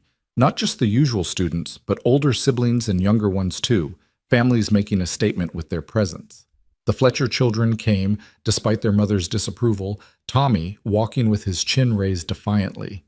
The Yates clan arrived in force, Mr. and Mrs. Yates nodding solemnly to Elena. Even families who'd have been neutral came, their children running to greet Elena with an enthusiasm that felt like protection. Only one family was conspicuously absent. Jacob's buggy didn't appear at 8 o'clock. Lily's desk sat empty, a small void in the front row that Elena tried not to stare at. She taught that day with a focus born of desperation. Every lesson was perfect, every explanation clear, every moment of instruction deliberate and measured. She wanted these children to remember this day, to know that whatever happened tonight, their teacher had given them her very best. During arithmetic, she had the students practice counting in sign language, their hands forming numbers while their voices spoke them aloud. During reading, she told them a story about a deaf boy who saved his village by noticing things others couldn't hear, vibrations in the ground that warned of danger. The children listened with rapt attention, especially Tommy, who'd begun to see his signing skills as something valuable rather than merely different. At lunch, Elena sat at her desk rather than joining the children outside. She was reviewing her notes for the evening's meeting when she heard footsteps on the porch. Her heart leapt, hoping for Jacob and Lily, but it was Sheriff Dawson who appeared in the doorway. "Miss Harper, got a minute?" "Of course, Sheriff." He removed his hat, turning it in his hands with obvious discomfort. "I wanted to give you fair warning. Mrs. Thornton's been collecting signatures on a petition. She's got near about 40 names demanding your removal." Elena felt the blood drain from her face. 40? Some of them are folks who don't even have children in school, but they're concerned citizens, or so they claim. He paused. There's also a counter-petition. Mrs. Yates started it yesterday after Lily was found. She's got maybe 20 signatures supporting you. 20 against 40. The numbers told their own story. "Thank you for letting me know, Sheriff." "There's something else." He shifted his weight, looking even more uncomfortable. "Jacob Bennett sent word that he won't be attending the meeting tonight. Says he doesn't want his presence to influence the proceedings unfairly." Elena's hands clenched in her lap. "I see. For what it's worth, I think he's making a mistake. You could use someone speaking on your behalf who carries weight in this town. His mother already made it clear that his support only hurts my case. Perhaps he's being wise." After the sheriff left, Elena stood at the window watching the children play. They divided into groups for a game of tag, and she noticed that Tommy had modified the rules so Lily's absence didn't disrupt the game. He'd taught the others to tap each other instead of just calling out, "You're it," a consideration that wouldn't have occurred to him 2 months ago. These small changes, these quiet shifts in how children saw the world, weren't they worth fighting for? The afternoon crept by with agonizing slowness. Elena taught grammar and geography, her voice steady even as her hands trembled when she wrote on the blackboard. At 3 o'clock, parents began arriving to collect their children, and Elena felt the weight of their stares, their whispered conversations just outside her hearing. Mrs. Fletcher came for Tommy and his younger sister. The boy hesitated at the door, looking back at Elena with worried eyes. "Will we see you tomorrow, Miss Harper?" "I hope so, Tommy." "You better be here. I still need to learn the sign for birthday. Mine's next week." After the last child left, Elena sat alone in the empty schoolhouse, watching dust motes dance in the slanting sunlight. She thought about the first day she'd arrived, how this room had seemed like sanctuary. Now it felt like a courtroom where she'd already been found guilty. At 6:30, she walked to the town hall, a larger building near the church that served for community gatherings. Through the windows, she could see people already assembling, filling the rows of chairs, their faces animated with the kind of excitement that came from watching someone else's crisis unfold. Elena paused outside, gathering her courage. She could leave now. She could walk to the boarding house, pack her single suitcase, and catch tomorrow's train to anywhere else. No one could stop her. No one could force her to endure this public trial. But she thought of Lily's smile, of the way the child's hands had moved through the air, forming words, forming thoughts, forming connections to a world that had almost lost her. She thought of Sarah's loyalty, Tommy's growth, all the small miracles that had happened in that one-room schoolhouse. She couldn't leave, not without fighting. Elena pushed open the door and walked inside with her head high. The room fell silent as people turned to watch her enter. She made her way to the front where 5 chairs sat behind a table. The school board members, already in position. Mrs. Thornton sat in the center chair, her expression smugly satisfied. The other 4 members looked variously uncomfortable, curious, or hostile. Miss Harper. Mrs. Thornton's voice carried easily through the room. How good of you to join us. Please, take a seat. A single chair sat facing the board, positioned so that Elena would have her back to the crowd. She sat carefully, folding her hands in her lap to hide their shaking. We're here tonight to discuss concerns that have been raised about your teaching methods and conduct, Mrs. Thornton began. Several members of our community have expressed worry that you are overstepping appropriate boundaries, both in your curriculum and in your personal associations. Do you have anything to say before we hear from the concerned citizens? Elena's mouth was dry. I'd like to hear the specific charges against me before I respond. Mrs. Thornton smiled thinly. Very well. Mrs. Fletcher, would you like to begin? Tommy's mother stood, her face pinched with righteous anger. My son has been learning this sign language instead of focusing on proper subjects. When I told him to stop, he defied me, saying his teacher had made it important. Miss Harper is teaching children to disobey their parents. I never told any child to disobey their parents, Elena said quietly. I offered to respect your wishes, Mrs. Fletcher. Tommy chose to continue learning on his own. Because you made him feel guilty for not doing so. You've manipulated these children into thinking sign language is necessary when it's nothing but a parlor trick to make yourself seem indispensable. Other voices joined in, building on each other's accusations. Mr. Henderson claimed Elena was spending too much time on Lily Bennett at the expense of other students. Mrs. Collins insisted that teaching sign language was taking time away from mathematics and proper English. On and on it went, a litany of complaints that all circled back to the same theme. Elena was different, therefore dangerous. Through it all, Elena sat silent, letting the words wash over her.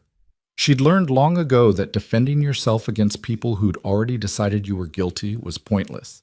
Better to let them exhaust themselves. Finally, Mrs. Thornton raised a hand for silence.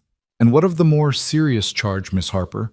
The accusation that you've cultivated an inappropriate relationship with Jacob Bennett under the guise of helping his daughter? Elena lifted her chin.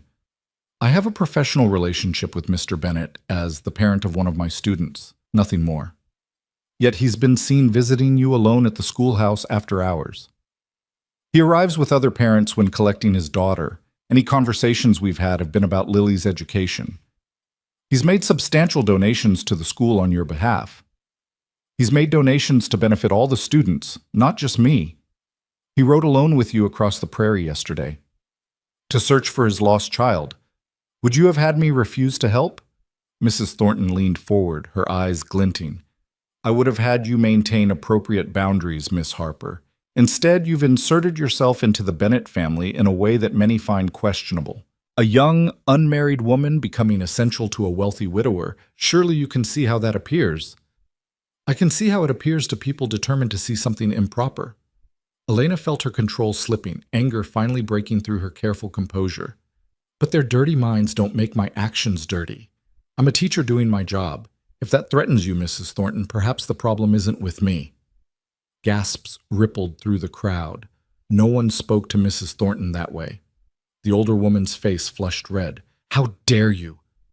The door at the back of the hall burst open with a bang that made everyone jump. Jacob Bennett stood in the entrance, his hair disheveled, his expensive coat missing, his face etched with panic. Fire! He shouted. The schoolhouse is on fire! For a moment, no one moved, too shocked to process his words.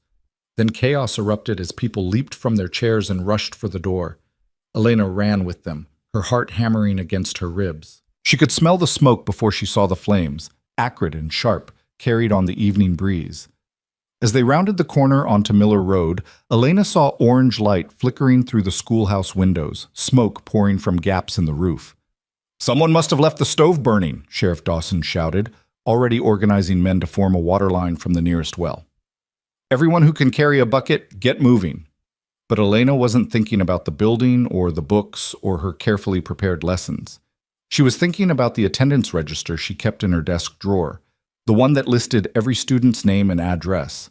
She was thinking about the children's artwork pinned to the walls, their small accomplishments preserved in drawings and handwriting samples.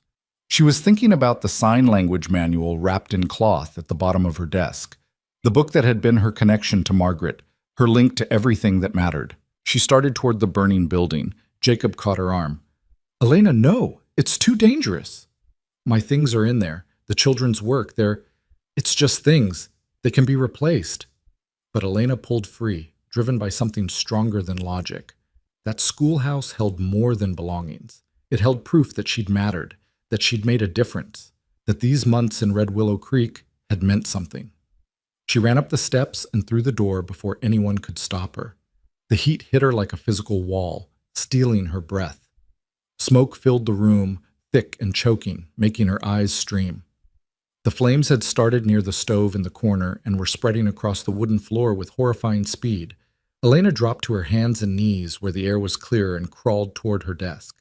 She could hear shouting behind her, people calling her name, but it sounded distant and unimportant. Her hand found the desk drawer and yanked it open. The attendance register was there, and beneath it, her precious manual. She grabbed both books and turned to crawl back out. But in the few seconds it had taken to reach her desk, the fire had spread. Flames now blocked the doorway, reaching toward her with hungry orange fingers. Elena's mind went blank with terror. She couldn't breathe, couldn't think, couldn't... Movement caught her eye. Through the smoke, through the impossible heat, she saw a small figure huddled beneath a desk in the far corner. A figure with golden curls and a white dress. Lily. Time seemed to stop.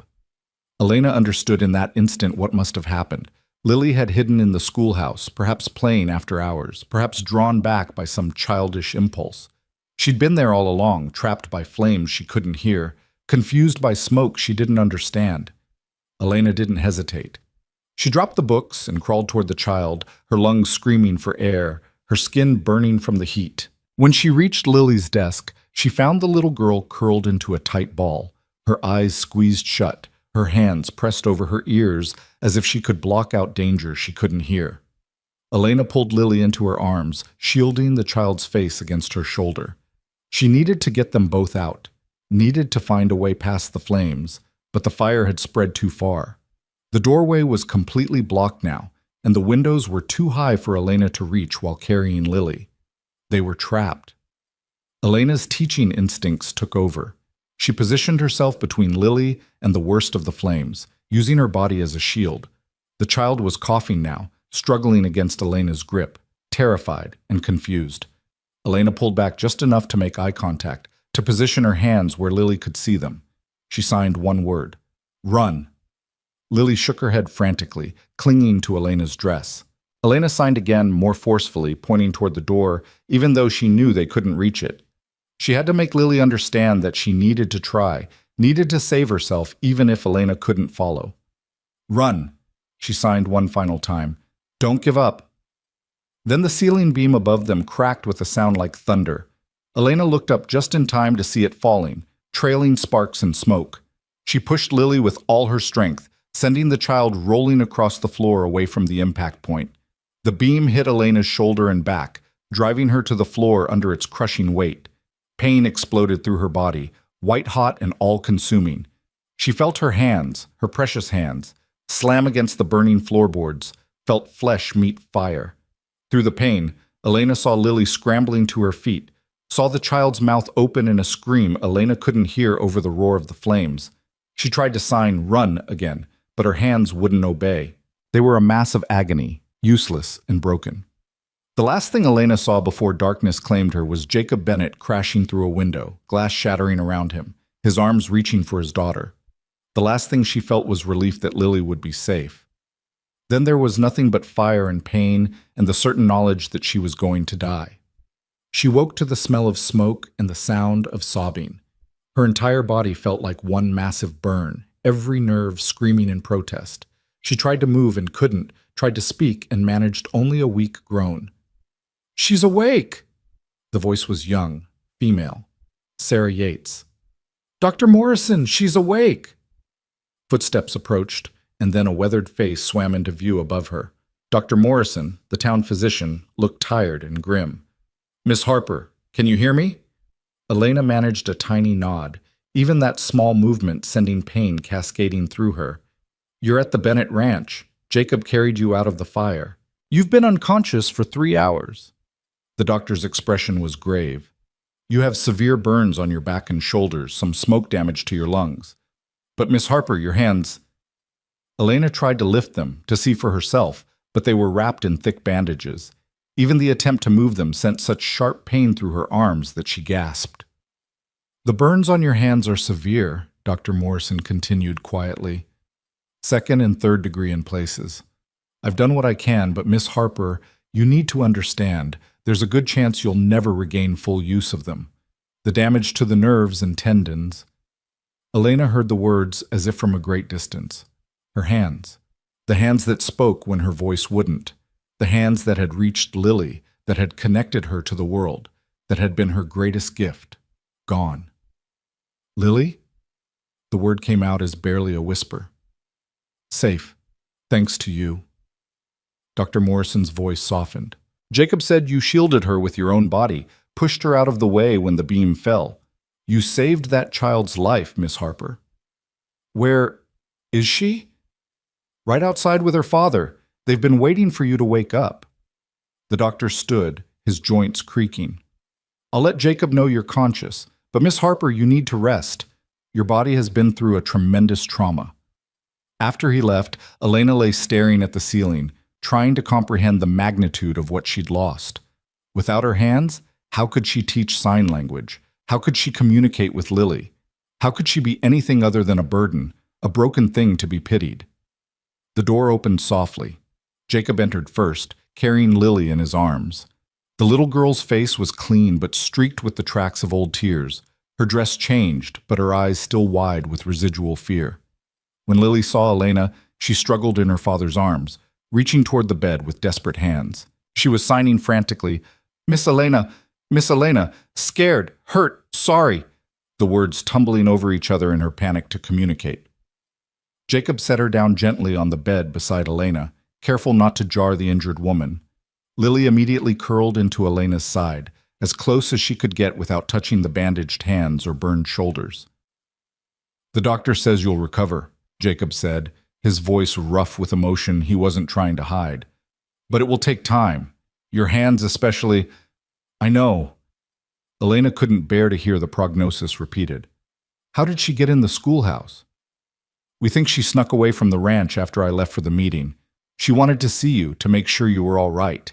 Mrs. Thornton had been telling people you'd be fired tonight, and somehow Lily heard about it. She was hiding in the schoolhouse, probably planning to surprise you when you returned from the meeting."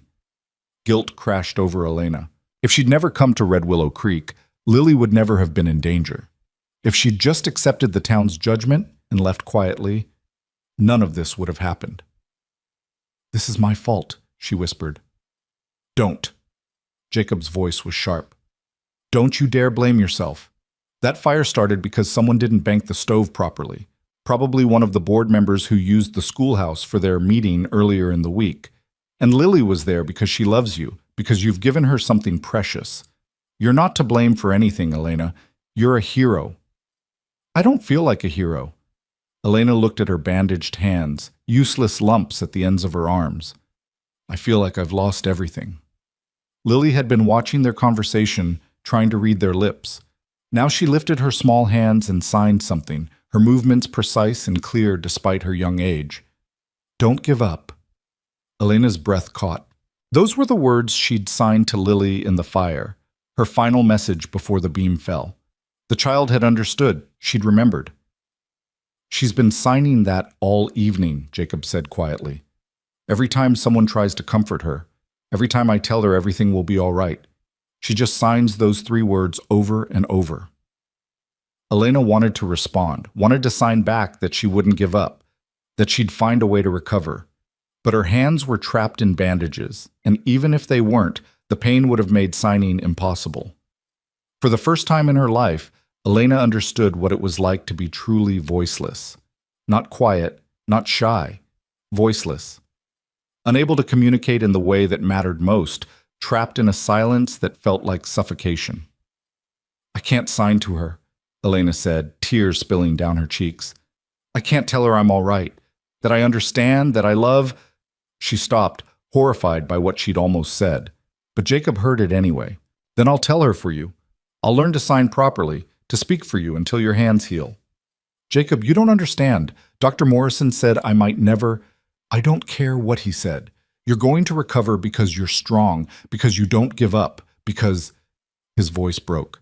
Because we need you, both of us. This town might not know it yet, but we need you. Through the window, Elena could see townspeople gathering in the yard below. Word must have spread about the fire, about Lily being rescued, about Elena's injuries. She recognized faces in the crowd. Mrs. Yates looking worried, Tommy Fletcher with his parents, even Mrs. Thornton standing apart from the others with an expression that might have been shame or might have been calculation. They're all talking about what happened, Jacob said, following her gaze. About how you ran into a burning building to save your belongings, then stayed to rescue Lily when you could have escaped. Sarah Yates has been telling everyone who will listen that you're a hero. Tommy Fletcher punched a boy who said you only went in there to make yourself look good. What will they think when they find out I can't teach anymore, when they realize I'm useless? You're not useless. Jacob moved closer to the bed, his storm gray eyes intense. You're the woman who taught my daughter to communicate. You're the teacher who changed an entire classroom's understanding of what it means to be different. You're the person who ran into fire without hesitation because a child needed you. Your hands don't define your worth, Elena. But they did. Elena knew they did. Without her hands, she was just the quiet girl again, the one who couldn't speak up, couldn't make herself heard. She'd built an entire identity around those hands, around the language they spoke. Who was she without them? Lily had fallen asleep against Elena's side, her small face finally peaceful. Jacob stood slowly, careful not to wake his daughter. You'll stay here while you recover, he said, making it a statement rather than a question. We have room, and you'll need round-the-clock care for a while. Dr. Morrison has already agreed to check on you daily. Jacob, I can't impose. You're not imposing. You saved my daughter's life.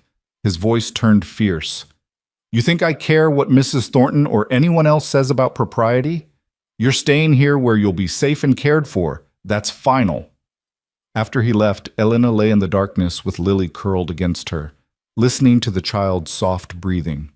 Through the door, she could hear voices, Jacob's deep rumble, his mother's sharp tones, Dr. Morrison's measured responses. They were arguing about her, about what should be done, about whether having Elena Harper in the Bennett house would cause more scandal than the town could bear. Elena closed her eyes and tried to imagine a future, tried to see past the pain and the bandages and the loss, but all she could see was darkness, as consuming and terrifying as the flames that had taken everything she valued. Outside, the prairie wind whispered through the grass, indifferent to human suffering. And in the wreckage of the schoolhouse, smoke still rose into the night sky like prayers no one was listening to. The first week at the Bennett Ranch passed in a haze of laudanum and pain. Elena drifted between sleep and waking, never quite sure which was real. The nightmares where she was trapped in fire forever, or the reality where her hands were wrapped in bandages that needed changing twice daily, each session an agony that left her gasping and sweating. Dr. Morrison came every morning, his face growing grimmer each time he unwrapped the bandages to check the wounds. Elena forced herself to look once on the third day, and immediately wished she hadn't. The burns were worse than she'd imagined. Angry red flesh, blistered and weeping, the skin of her palms and fingers damaged beyond recognition. Her beautiful, eloquent hands looked like something from a horror story. The infection is the biggest concern now, Dr. Morrison explained as he applied fresh salve, each touch of the cloth sending lightning bolts of pain up Elena's arms. If we can keep that at bay, you have a chance of regaining some mobility. But Miss Harper, you need to prepare yourself. Even in the best case, you're looking at months of healing, and the scarring will be significant. Will I be able to sign? The question came out flat, emotionless. Elena had moved past tears into a numb acceptance of her fate. The doctor hesitated just long enough to give her the answer. I don't know. The damage to the tendons in your fingers is extensive. Time will tell. Time. as if Elena had endless amounts of it to waste, waiting, hoping, praying for a recovery that might never come. Lily visited every day, climbing carefully onto the bed beside Elena, chattering in sign language that Elena could only watch, unable to respond. The child would sign stories about her day, the calf born in the barn, the new doll her grandmother had bought her, the way the cook had let her help make bread. And Elena would nod and smile, her silence now a prison rather than a choice. On the 8th day, Jacob appeared in her doorway carrying a wooden lap desk and several sheets of paper. He set them on the bed beside her, careful not to jar her injuries. "I thought you might like to write," he said. "I know your hands are bandaged, but perhaps if we prop the pen between your fingers—" "No." Elena's voice was sharper than she intended. "I can't. I tried yesterday when Dr. Morrison suggested it. I can't grip anything. I can't control the movement. All I managed to do was knock over the inkwell and make a mess." Jacob sat in the chair beside her bed, the one he'd occupied for hours during those first critical days when the doctor wasn't sure if the infection would spread.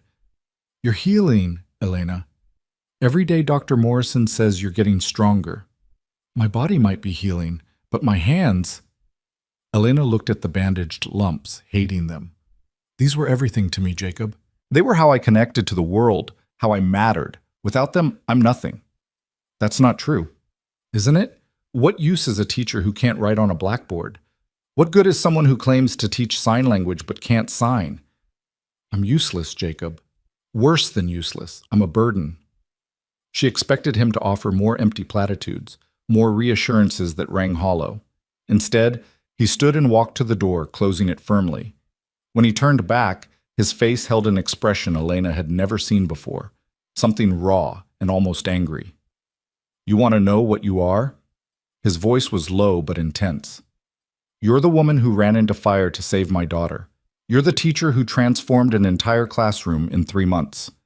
You're the person who saw worth in a child everyone else had written off. Your value doesn't come from your hands, Elena. It comes from who you are." "Who I was," Elena corrected bitterly. "That person is gone." Jacob crossed the room in 3 strides and knelt beside the bed, putting himself at her eye level. "No. That person is right here, feeling sorry for herself instead of fighting. Where's the woman who stood up to Mrs. Thornton? Where's the teacher who refused to run when the whole town turned against her?" "She died in that fire." Elena felt tears threatening but blinked them back furiously. "You don't understand, Jacob. My hands were my voice. Without them, I'm just the quiet girl again, the one no one sees or hears. I can't teach. I can't communicate with Lily. I can't be anything but a reminder of what I used to be able to do." "Then learn a new way." Jacob's hands moved as he spoke, forming clumsy but recognizable signs. "I've been studying. Every night after Lily goes to sleep, I practice. I'm not good yet, but I'm learning. And if I can learn to speak your language, you can learn to speak mine." Elena stared at him. "What are you suggesting?" "Use your voice. Actually speak to people instead of hiding behind sign language." "I don't hide." "You do. You've been hiding your whole life, Elena, using sign language as a shield because it's easier than making yourself vulnerable with spoken words. But you can't hide anymore. The shield is gone. So maybe it's time to find out who Elena Harper is when she can't retreat into silence." The words hit like a slap. Elena wanted to argue, to tell him he was wrong, that he didn't understand. But deep down, in a place she rarely examined, she knew he was right. She had hidden behind sign language, using it as an excuse to never fully engage, never risk being truly seen. "I don't know how to be that person," she whispered. "Then learn. The same way you learned sign language, the same way you learned to teach. You're one of the strongest people I've ever met, Elena. Don't let this break you." After he left, Elena lay staring at the ceiling, his words echoing in her mind. Could she do it? Could she find a voice that didn't rely on her hands? The prospect terrified her more than the fire had. That night, Lily brought her a gift, a slate and chalk, the kind young children used for practicing letters. The little girl placed it carefully on Elena's lap, then signed slowly, "Teacher, write?" Elena looked at the slate, at the piece of chalk lying beside it. She couldn't grip it with her bandaged hands, couldn't hold it the normal way. But maybe She maneuvered the chalk between the stiff fingers of her right hand, using the bandages themselves to create pressure. The pain was immediate and sharp, but Elena gritted her teeth and pressed the chalk to the slate. Slowly, agonizingly, she dragged it across the surface. The letter L appeared, shaky and malformed, but recognizable. Lily clapped her hands together, her face lighting up. She watched intently as Elena continued, each letter taking enormous effort, sweat beading on her forehead from the concentration and pain. Lily. The child threw her arms around Elena's neck, careful of the bandages on her shoulders. When she pulled back, she was crying and smiling at the same time. She signed, "Teacher, not broken." Those 3 words broke something open in Elena's chest. She pulled Lily close with her forearms, unable to hug properly but needing the contact. Maybe Jacob was right. Maybe she wasn't broken, just changed.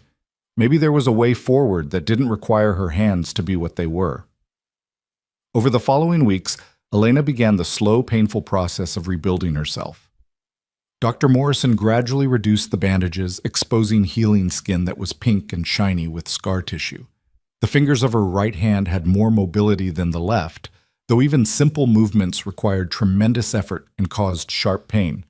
But Elena practiced. Using the slate and chalk, she relearned how to write, not with the flowing script she'd once possessed, but with blocky, childlike letters that required her to grip the chalk between her palm and the base of her thumb. It was humiliating work, watching her writing regress to something worse than her youngest students could produce. But she persisted. Mrs. Bennet watched these efforts with an expression that gradually shifted from cold disapproval to something resembling respect. The older woman had been icily polite since Elena's arrival, providing everything necessary for her care while making it clear this was duty, not welcome. But one afternoon, she appeared in Elena's room with a leather-bound journal and a pen modified with a thick wooden grip. "My husband had arthritis in his later years," she said without preamble. "He had this pen made so he could still write his letters. Perhaps it will help you." Elena took the pen carefully, testing the grip. The thick wooden handle fit more naturally against her scarred palm, distributing the pressure more evenly. When she tried to write, the letters came out slightly better than with the chalk. "Thank you, Mrs. Bennet." The older woman nodded stiffly. "My son tells me you're planning to resume teaching when the new schoolhouse is built." "I don't know if that's possible." "Why not? You can still speak, can't you? You can still read and think and plan lessons.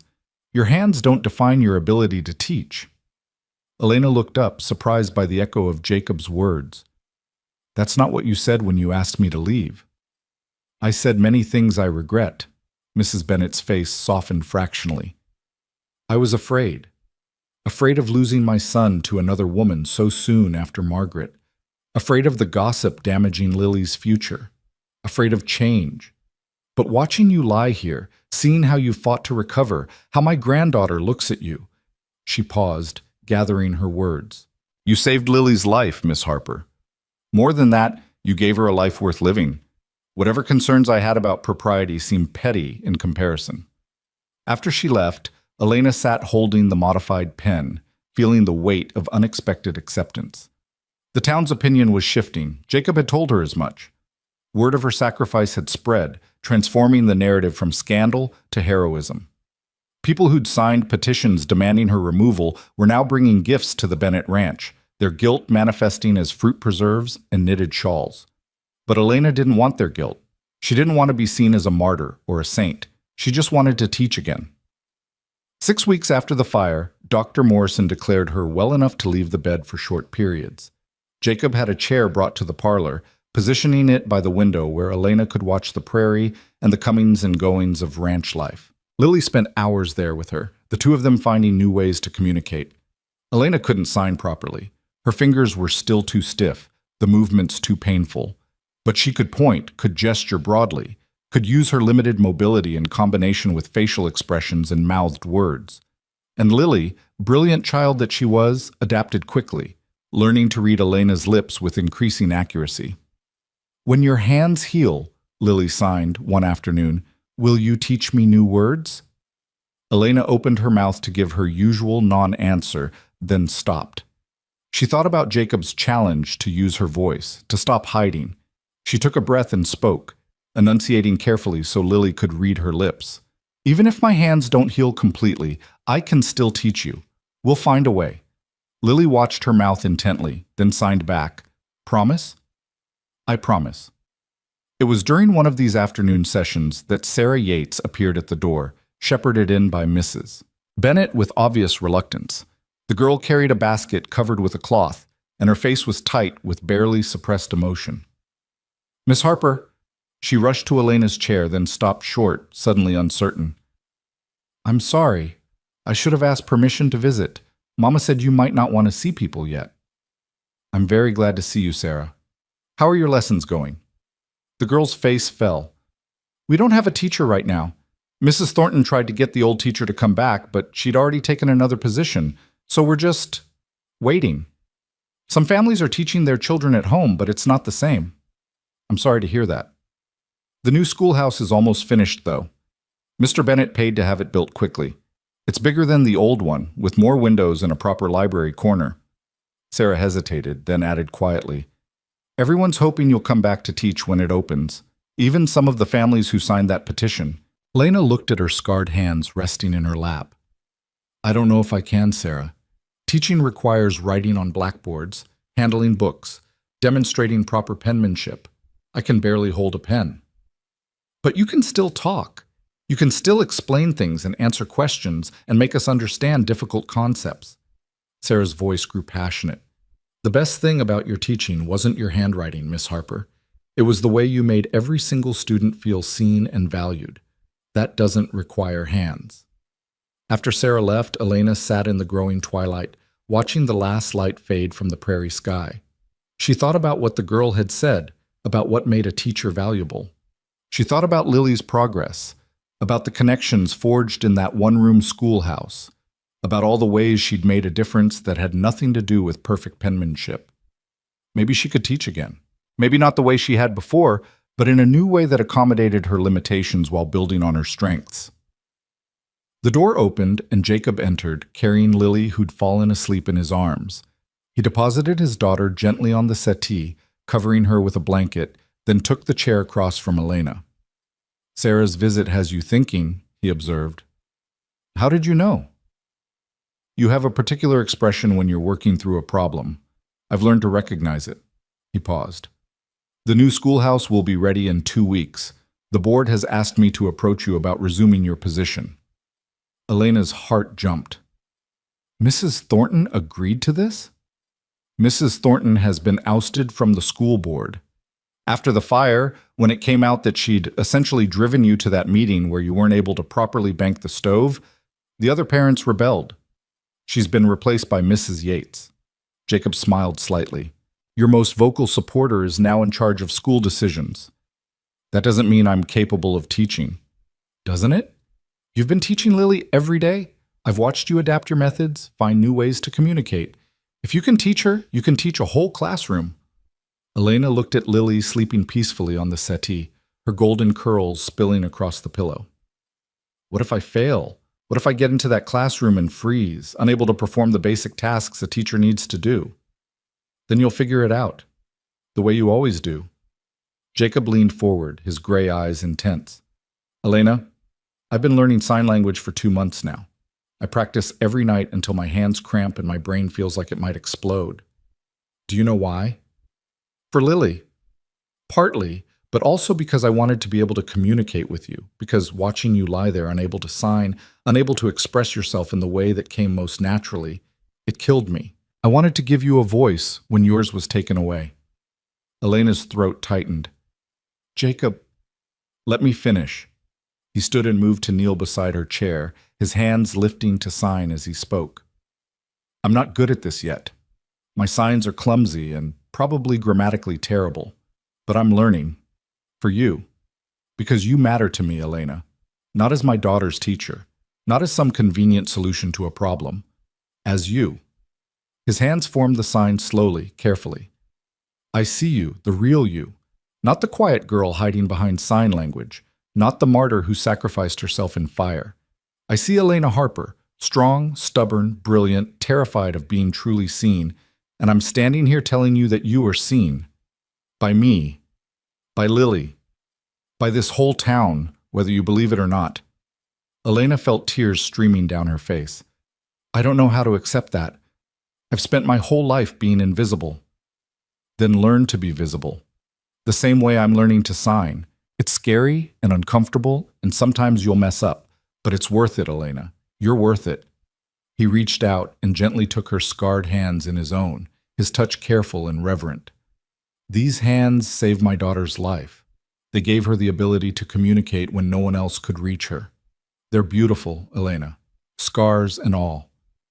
Elena looked at their joined hands, his large and calloused, hers small and damaged. She thought about all the times she'd used sign language as a shield, all the moments she'd hidden behind gestures rather than risk speaking. She thought about the girl she'd been and the woman she was becoming. I'm terrified, she whispered. I know, but you don't have to be terrified alone. Jacob's voice was gentle. Let me help you. Let Lily help you. Let this town that's learned to value you help you. What if they only value me because of the fire? What if once the heroic glow fades, they go back to seeing me as the awkward girl who can't speak properly? Then we'll prove them wrong, together. Over the next 2 weeks, Elena prepared to return to teaching with the same determination she'd brought to learning sign language years ago. She practiced writing on a vertical surface, finding that if she used a thick piece of chalk and relied more on her shoulder movement than her fingers, she could produce legible letters on a blackboard. She worked with the modified pen Mrs. Bennett had given her, slowly building up enough control to write brief notes and corrections, and she practiced using her voice. Standing in front of the mirror in her room, Elena forced herself to speak clearly and loudly, to enunciate every word rather than mumbling or whispering. It felt unnatural, like wearing clothes that didn't quite fit. But Jacob was right. If she couldn't hide behind sign language anymore, she needed to find confidence in spoken words. Lily became her most enthusiastic supporter, applauding every small victory. When Elena managed to write an entire sentence on the practice board Jacob had installed in her room, Lily signed, "Teacher is best teacher." The day before the new schoolhouse was scheduled to open, Elena walked there alone. Jacob had offered to accompany her, but she needed to face this herself. The building stood proud and white in the autumn sunshine, larger than its predecessor, with real glass in the windows and a solid bell tower. Elena climbed the steps slowly, her hands trembling. Inside, everything smelled of fresh wood and paint. The desks were arranged in neat rows. A large blackboard dominated the front wall, and shelves of brand-new books lined one side of the room. In the corner sat a beautiful wooden cabinet with glass doors. Inside, Elena could see sign language materials, illustrated charts showing hand positions for every letter and common words. A plaque on the cabinet read, "In honor of Miss Elena Harper, who taught us that silence speaks louder than words." Elena traced the letters with her scarred fingers, feeling tears prick her eyes. Someone, probably Jacob, had ensured that sign language would remain part of the curriculum, that the work she'd started wouldn't be forgotten. It's beautiful, isn't it? Elena turned to find Mrs. Yates standing in the doorway, her kind face smiling. Mrs. Yates, I didn't hear you come in. I wanted to see the schoolhouse before tomorrow. And to tell you something. The older woman approached, her expression serious. I know you're worried about teaching with your injuries. I know you think you might not be good enough anymore. But Miss Harper, you transformed my children's lives in 3 months. Sarah talks about you constantly. Samuel, who barely spoke before, now signs entire conversations. You didn't do that with perfect handwriting or fancy techniques. You did it by caring, by seeing each child as an individual worth reaching. That's kind of you to say. It's the truth. And tomorrow, when you walk into this classroom, those children will see their teacher, the woman who believed in them, who fought for them, who literally walked through fire for them. Your scarred hands won't matter to them, Miss Harper. Only your heart does. That night, Elena lay awake in her room at the Bennett Ranch. She'd stayed there throughout her recovery, the arrangement becoming so natural that no one questioned it anymore. Through the wall, she could hear Lily's soft breathing from the adjacent room. Downstairs, the house creaked and settled into darkness. Elena held her hands up in the moonlight streaming through the window, examining them as if seeing them for the first time. The scars were vivid against her pale skin, ridges and valleys of healed burns, fingers that would never quite straighten completely, palms that would always feel tight and uncomfortable. They were ugly by any conventional standard, damaged beyond full repair. But they were hers. They had saved Lily. They had communicated love and learning to countless children. They had reached across the silence and built bridges. Maybe that was enough. Maybe being perfect had never been the point. The next morning dawned clear and cold, the first real bite of winter in the air. Elena dressed carefully in a new dress Mrs. Bennet had commissioned, a deep green that brought out the color of her eyes, with sleeves designed to accommodate her scarred hands without hiding them. At breakfast, Jacob and Lily were already at the table. The little girl bounced in her seat when she saw Elena, signing rapidly. "First day! Teacher's first day!" "Yes?" Elena said aloud, speaking clearly enough for Lily to read her lips. "My first day back. Are you ready to be a student again?" Lily nodded enthusiastically, then paused. Her small hands formed careful signs. "Scared?" Elena thought about lying, about presenting a brave face, but she'd spent too long hiding behind false fronts. "Yes," she admitted. "I'm very scared, but I'm going anyway." "Like fire," Lily signed. "Scared, but going anyway."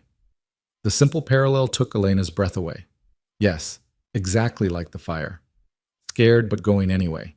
Maybe that was what courage actually was. Not the absence of fear, but the decision to move forward despite it. Jacob drove them to the schoolhouse in the buggy, the three of them bundled against the cold. As they approached, Elena could see families already gathering, parents with their children, everyone dressed in their Sunday best for this first day at the new school. When the buggy stopped, Elena sat frozen for a moment, unable to make herself move. So many eyes, so much expectation. What if she failed?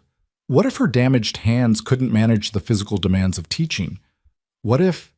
Lily's small hand slipped into hers, the touch gentle against her scars. The child looked up at her with absolute trust, absolute certainty that everything would be all right. "Don't give up," Lily signed with her free hand. Elena took a deep breath and stepped down from the buggy. The crowd parted as she walked toward the schoolhouse, everyone watching, everyone waiting to see if the burned teacher could actually do what she'd come to do.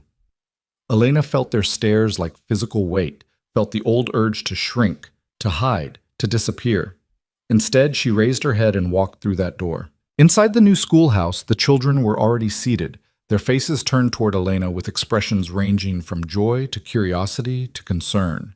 Sarah Yates sat in the front row, her smile encouraging. Tommy Fletcher was in his usual spot near the back, but for once he wasn't slouching. He sat upright, attentive. Samuel Yates had saved the desk beside him for Lily, who quickly claimed it after giving Elena's hand one final squeeze. Elena walked to the front of the classroom, her scarred hands visible to everyone. She could feel their eyes on the pink, shiny tissue, the fingers that didn't quite straighten, the palms that looked like melted wax. The old Elena would have hidden them in her sleeves, would have found a way to make herself smaller, less noticeable. The new Elena set them on the desk in front of her where everyone could see. "Good morning," she said, her voice carrying more strongly than it ever had before. Not loud, but clear. Present. "I'm sure you've all noticed that I look different than I did before the fire.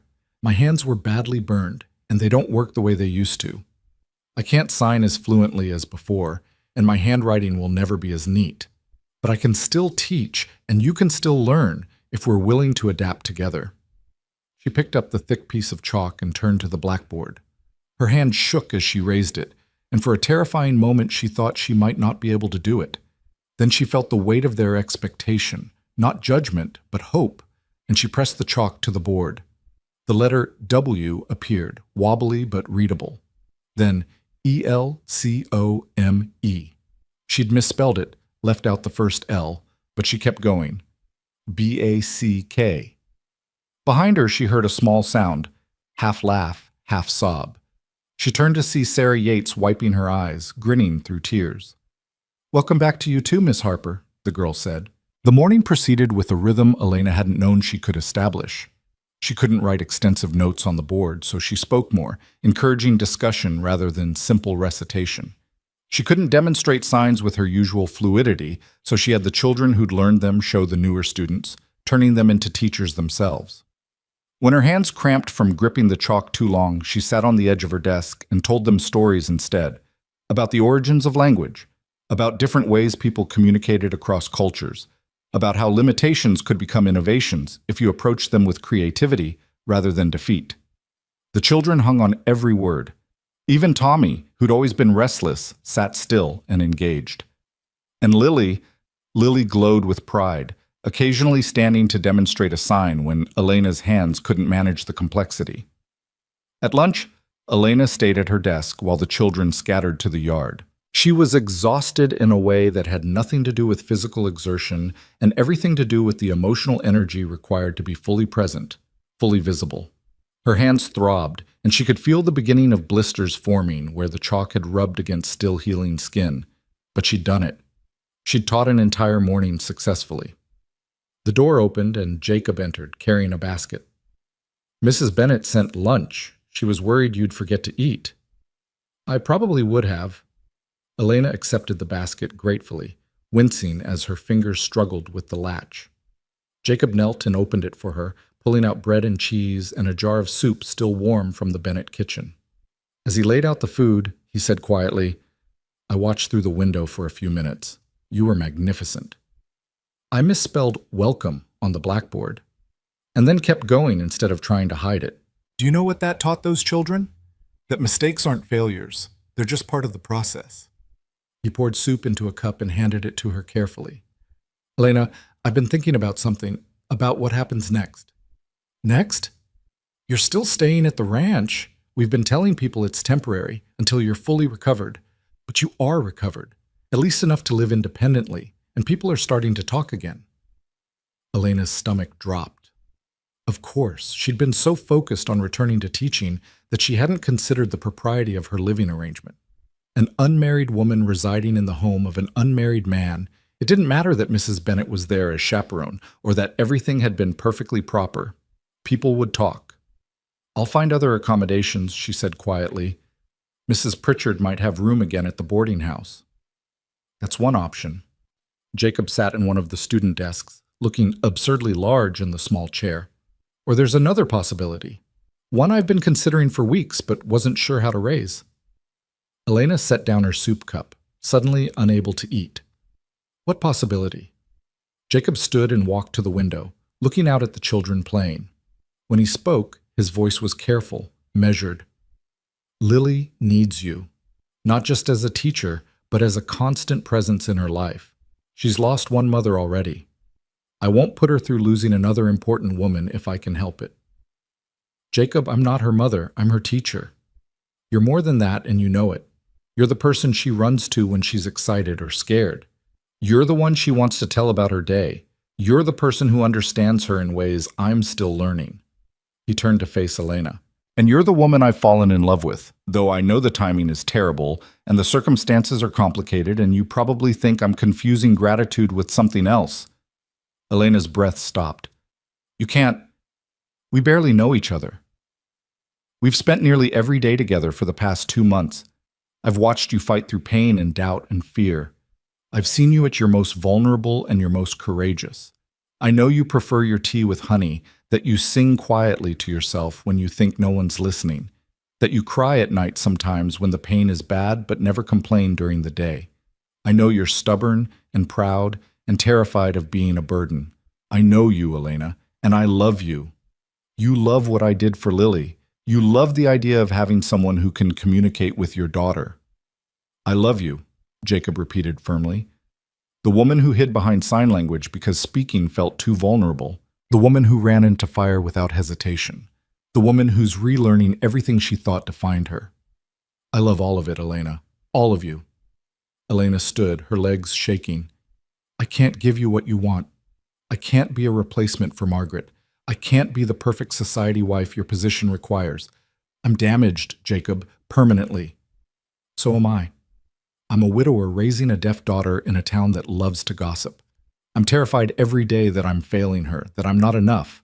But with you, I feel like maybe we could be enough together." He crossed the room to stand in front of her. I'm not asking you to replace Margaret. I'm asking you to be Elena, exactly as you are, scars and all. And let me love you for it. The town will never accept it. They'll say I manipulated you, that I used Lily to trap you into marriage. Let them say it. I don't care anymore, Elena. I spent the first year after Margaret died caring desperately what everyone thought, trying to maintain appearances, trying to be the person everyone expected. It nearly destroyed me. I'm done living for their approval. His hands lifted, forming signs she'd taught him months ago. I see you. Do you see me? Elena looked at this man who'd learned an entire language just to communicate with her, who'd defended her when the town turned against her, who'd sat by her bedside during the worst of her recovery. She saw the loneliness in his eyes that matched her own, the fear of being truly vulnerable, the desperate hope that maybe this time, love wouldn't end in loss. I see you, she whispered. Then, signing with her damaged hands despite the pain, I see you. Then give us a chance. Not because Lily needs you or because the town expects it or because it's practical. Give us a chance because you want to, because you feel something for me beyond professional obligation. Did she? Elena had been so careful not to examine her feelings too closely, afraid of what she might find. But standing here, looking into Jacob's storm-gray eyes, she couldn't deny the truth any longer. She'd fallen in love with him somewhere between that first day when he'd brought Lily to school and this moment where he was offering her everything she'd been too afraid to want. I'm terrified, she admitted. Good, so am I, but we can be terrified together. Jacob smiled slightly. That's better than being terrified alone. Before Elena could respond, the school bell rang. Tommy Fletcher had taken it upon himself to signal the end of lunch. Through the window, they could see children streaming back toward the building, Lily leading the pack with Sarah beside her.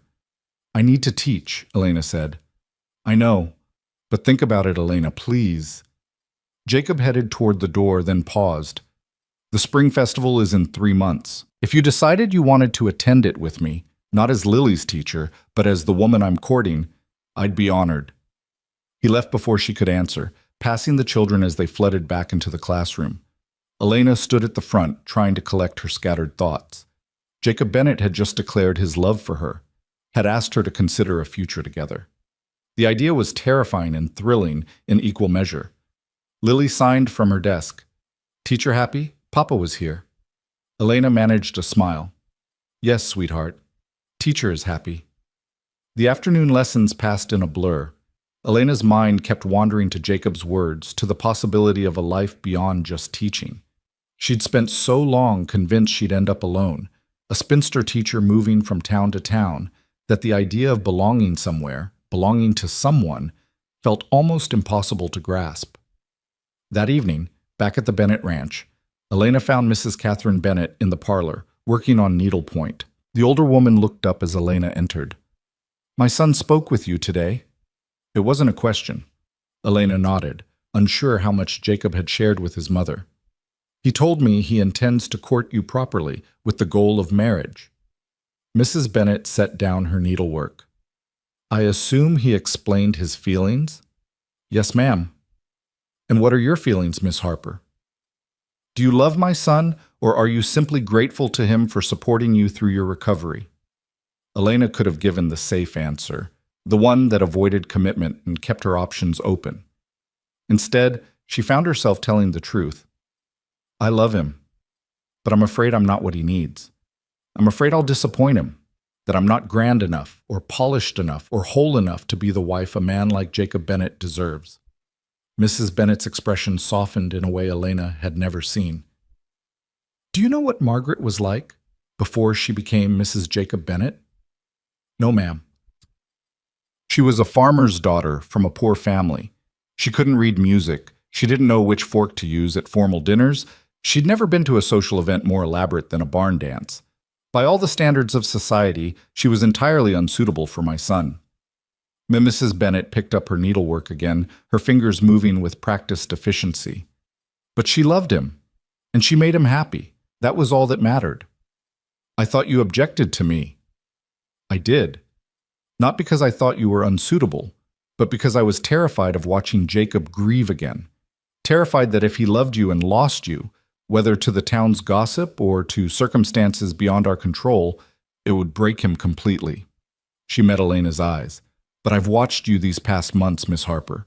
I've seen your strength, your determination, your absolute refusal to give up even when you had every reason to. You won't break easily, and neither will Jacob, not with you beside him. So you approve? I approve of anything that makes my son smile the way he has since you entered our lives. I approve of anyone who loves my granddaughter with the fierceness you've shown. Whether you're polished enough for society dinners is utterly irrelevant. Elena felt tears threatening again. She seemed to cry so much more easily since the fire, as if the flames had burned away whatever walls had kept her emotions locked inside. Thank you, Mrs. Bennet. Catherine, if you're going to join this family, we might as well start with first names. Over the following weeks, Elena settled into a routine that felt both natural and surreal. She taught during the day, pouring herself into lessons that adapted to her limitations while building on her strengths. The children thrived under her instruction, and slowly word spread through the county about the remarkable teacher at Red Willow Creek who taught both hearing and deaf children together. Families began arriving from other towns, wanting to enroll their deaf children in Elena's school. The school board, now firmly under Mrs. Yates's progressive leadership, approved an expansion. By November, Elena had 15 students, including 3 deaf children besides Lily. In the evenings, she returned to the Bennett ranch where Jacob was always waiting. They'd sit in the parlor after Lily went to bed, talking for hours about everything and nothing. Jacob continued learning sign language, and Elena continued finding her voice, the two of them meeting somewhere in the middle. And gradually, so gradually, that Elena almost didn't notice it happening, the town's perception shifted again. People stopped seeing the scandal of an unmarried teacher living at the Bennett ranch and started seeing the logic of a family forming. The gossips found new targets, and the supporters grew more vocal. In December, Elena's hands had healed enough that she could sign again, not as fluently as before, and never without some pain, but enough to communicate complex ideas. The first time she signed a full sentence to Lily, the child cried with joy. "Thought I lost you," Lily signed back. "Thought fire took teacher away." "Fire changed me," Elena signed slowly, each movement deliberate. "But it didn't take me away. I'm still here." Christmas brought unexpected gifts. The townspeople, led by Mrs. Yates and the other supportive families, raised money for a proper sign language library for the school. Books arrived from as far away as Boston and New York, more resources than Elena had ever dreamed of having. And on Christmas morning, Jacob gave Elena a gift that made her hands shake. A delicate silver bracelet engraved with words in the manual alphabet, spelling out "Don't give up." "So you never forget," he said quietly, fastening it around her scarred wrist. "The words you signed to Lily in the fire. The words she's been signing back to you ever since. The words that define who you are." Elena traced the engraved letters, feeling the weight of their meaning. She'd come to Red Willow Creek expecting to be invisible, to teach quietly, and leave no mark. Instead, she'd been burned and broken and rebuilt into someone she barely recognized, someone stronger, braver, more visible than she'd ever thought possible. "Thank you," she whispered, then added more loudly, "Thank you, Jacob, for everything." He smiled and signed back, "Thank you for seeing me." The spring festival arrived in April with all the pageantry a small Montana town could muster. Booths lined the main street selling preserves and handicrafts. Children ran through the crowds with sticky hands and loud laughter, and a dance platform had been erected in the town square. Elena stood at the edge of the festival, watching the festivities with a mixture of anxiety and anticipation. She wore a new dress, pale yellow cotton, that Catherine had insisted on commissioning, with sleeves that fell just below her elbows, leaving her scarred hands and forearms visible. Her hair was loose around her shoulders instead of pulled back in its usual severe bun. She looked, Elena thought with some surprise, almost pretty, or at least no longer trying to disappear. "Teacher!" Lily came running, signing frantically. "Come see! Papa has surprise!" Elena let the child pull her through the crowd, past booths and well-wishers who called out greetings. The entire town seemed to be present, and Elena felt their eyes on her, some curious, some approving, some still skeptical. But she kept her head high, kept walking. Lily led her to the center of the square where a platform had been raised. Jacob stood on it, and when he saw Elena approaching, his face broke into a smile that made her heart skip. "Ladies and gentlemen," he called out, his voice carrying across the square. The crowd quieted, sensing something significant about to happen. "Thank you all for coming to celebrate spring and community with us today. Before the dancing begins, I have something important to say." Elena's breath caught. This was it. Whatever Jacob had planned, whatever surprise Lily had mentioned, she wanted to run, wanted to hide, but Lily's small hand held hers firmly. 9 months ago, a young teacher arrived in Red Willow Creek. She was quiet and shy, and many of us didn't think she'd last a month. We underestimated her. Jacob's eyes found Elena's in the crowd. "Miss Harper taught us that silence can speak, that differences can unite us, that courage doesn't always come with a loud voice. She saved my daughter's life, twice. Once by teaching her to communicate, and once by shielding her from fire." Murmurs rippled through the crowd. People were nodding, remembering. In the process, she changed all of us. She taught our children compassion and adaptability. She showed us that community means including everyone, not just those who fit our expectations. And she taught me, his voice caught slightly, she taught me that it's possible to love again, if you're brave enough to risk it. Elena's heart was hammering so hard she thought everyone must hear it. Jacob stepped down from the platform and walked through the partying crowd until he stood directly in front of her. "Elena Harper," he said, then switched to sign language, his hands moving with increasing confidence. "You are the bravest person I know. You face fear and pain every day, and you still choose to show up, to teach, to love. You've given my daughter a voice and me a reason to hope. You've made our house a home." He knelt on one knee, pulling a small velvet box from his pocket. The crowd gasped collectively. Lily bounced beside Elena, barely containing her excitement. "I'm not asking you to be Margaret. I'm not asking you to be anything other than exactly who you are. Scarred hands, quiet voice, stubborn heart and all." Jacob opened the box to reveal a simple gold ring with a small diamond. "I'm asking you to be my wife, to be Lily's mother, to build a life with us. Not because it's practical or expected, but because I love you, because we belong together." The entire square had gone silent. Elena was aware of hundreds of eyes watching, waiting for her answer. The old Elena would have been paralyzed by such public scrutiny, but the new Elena, the one who'd walked through fire and emerged changed, looked only at Jacob's face, at the hope and vulnerability there. She thought about all the reasons to say no. She was young and scarred and still learning to navigate the world without hiding. She was a teacher, not a society wife.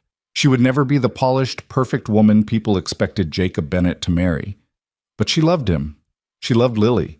And she was tired of letting fear make her decisions. Elena pulled her hands free from Lily's grip and signed, her scarred fingers moving carefully through the air. "Yes, I choose you. I choose us." The crowd erupted in cheers before she'd even finished signing. Jacob stood and swept her into his arms, kissing her in front of everyone, making his choice as public and clear as hers. When they finally broke apart, Elena saw tears streaming down Catherine's face. Happy tears for once. Lily launched herself at both of them, wrapping her small arms around their legs. Elena knelt and gathered the child close, signing with one hand while the other wore Jacob's ring. "We're a family now. All three of us." "Forever?" Lily signed back. "Forever," Elena promised. The festival continued around them, music playing, children laughing, neighbors celebrating. But in that moment, Elena was aware only of the two people in her arms, of the family she'd found in the most unexpected way. "Mrs." Thornton watched from the edge of the crowd, her expression unreadable. After a moment, she approached, her steps reluctant but determined. "Miss Harper," she said stiffly, "I owe you an apology. I was wrong about your character and your intentions. You've proven yourself to be an excellent teacher and an asset to our community." Elena could have held the grudge, could have thrown the woman's cruelty back in her face. Instead, she extended her scarred hand. "Thank you, Mrs. Thornton. I appreciate you saying so." They shook hands briefly, and Elena felt the last piece of her old life fall away. She wasn't the invisible girl anymore. She wasn't the scandal or the martyr or the damaged teacher. She was simply Elena, beloved and belonging, scarred but whole. The wedding took place 6 weeks later in the new schoolhouse, the building filled with flowers and students and townspeople who'd come to witness the union. Elena wore a cream-colored dress with long sleeves that covered her scars, but at the last moment she pushed them up to her elbows. Let people see. Let them know what she'd survived. Sarah Yates served as maid of honor, standing proud beside her teacher. Tommy Fletcher, transformed from troublemaker to Elena's fierce defender, helped seat guests with unusual solemnity. The other children lined the aisle, each one signing love as Elena passed, a gesture she'd taught them weeks ago. And Lily stood beside her father at the front, her golden curls crowned with flowers, her hands moving through a speech she'd prepared. Thank you for loving Papa. Thank you for loving me. Thank you for being my teacher, and now my mama. I will be the best daughter. Elena signed back through her tears. You already are. The ceremony was brief and beautiful. When the minister pronounced them husband and wife, Jacob signed, I love you, before he kissed her, and Elena signed it back. The schoolhouse erupted in applause, the sound mixing with the late spring wind outside. At the reception that followed, held on the Bennett Ranch under a Montana sky so blue it hurt to look at, Elena found herself surrounded by people who'd once doubted her, who now celebrated her. Mrs. Yates gave a toast about courage and change. Catherine welcomed Elena officially into the family with a speech that had even Jacob wiping his eyes. And Sheriff Dawson admitted he'd never seen a more deserving couple. As the sun began to set, painting the prairie gold and amber, Elena stood with Jacob and Lily, watching their guests dance and laugh. 3 lives that had been separate, broken in different ways, now woven together into something stronger than any of them alone. No regrets? Jacob asked quietly. Elena looked at her scarred hands wearing his ring, at Lily leaning against her side, at the prairie stretching endlessly before them. She thought about the quiet girl who'd arrived in Red Willow Creek 9 months ago, expecting to disappear into another anonymous teaching position. That girl was gone, burned away in fire and rebuilt through pain into someone who could stand in full view without flinching. No regrets, she said, her voice steady and sure. This is exactly where I'm supposed to be. Lily signed sleepily. Home? Elena gathered the child close and signed back. Yes, sweetheart, we're home. And it was true. Not the house, or the town, or even the people, though all of those mattered. Home was this moment, this family, this choice they'd all made to belong to each other despite every reason to remain separate. Home was being seen and loved for exactly who she was, scars and silence and all. The prairie wind whispered through the grass, carrying the sound of music and laughter across the endless land. And in the middle of it all, 3 hearts beat as one. A shy teacher who'd found her voice, a grieving father who'd found hope, and a little girl who'd found the words to finally tell the world what she was thinking. They'd been broken separately, but together they were whole. The story of Elena Harper, the quiet teacher who walked through fire, became legend in Red Willow Creek. Years later, people would still talk about the woman who taught an entire town to see with their hands and listen with their hearts. They'd speak of the love that grew from ashes, of the family formed not by blood but by choice, of the 3 lives that proved silence could speak louder than words. But for Elena, Jacob, and Lily, the story was never about becoming legend. It was simply about finding each other in a vast and lonely prairie, about building something beautiful from broken pieces, about choosing love even when fear whispered it was safer to remain alone. On quiet evenings when Lily was grown and teaching sign language to her own children, she would tell them about the fire, about the teacher who saved her, about the moment her family truly began, and she would sign the words that had become their family motto, the words that had carried them through every challenge, don't give up. Because in the end, that was the greatest gift Elena had given them. Not just the ability to communicate, but the courage to keep trying, keep loving, keep hoping, even when the world seemed determined to break them. 3 lives, 1 family, chosen not by circumstance, but by love. And that, in the end, was more than enough.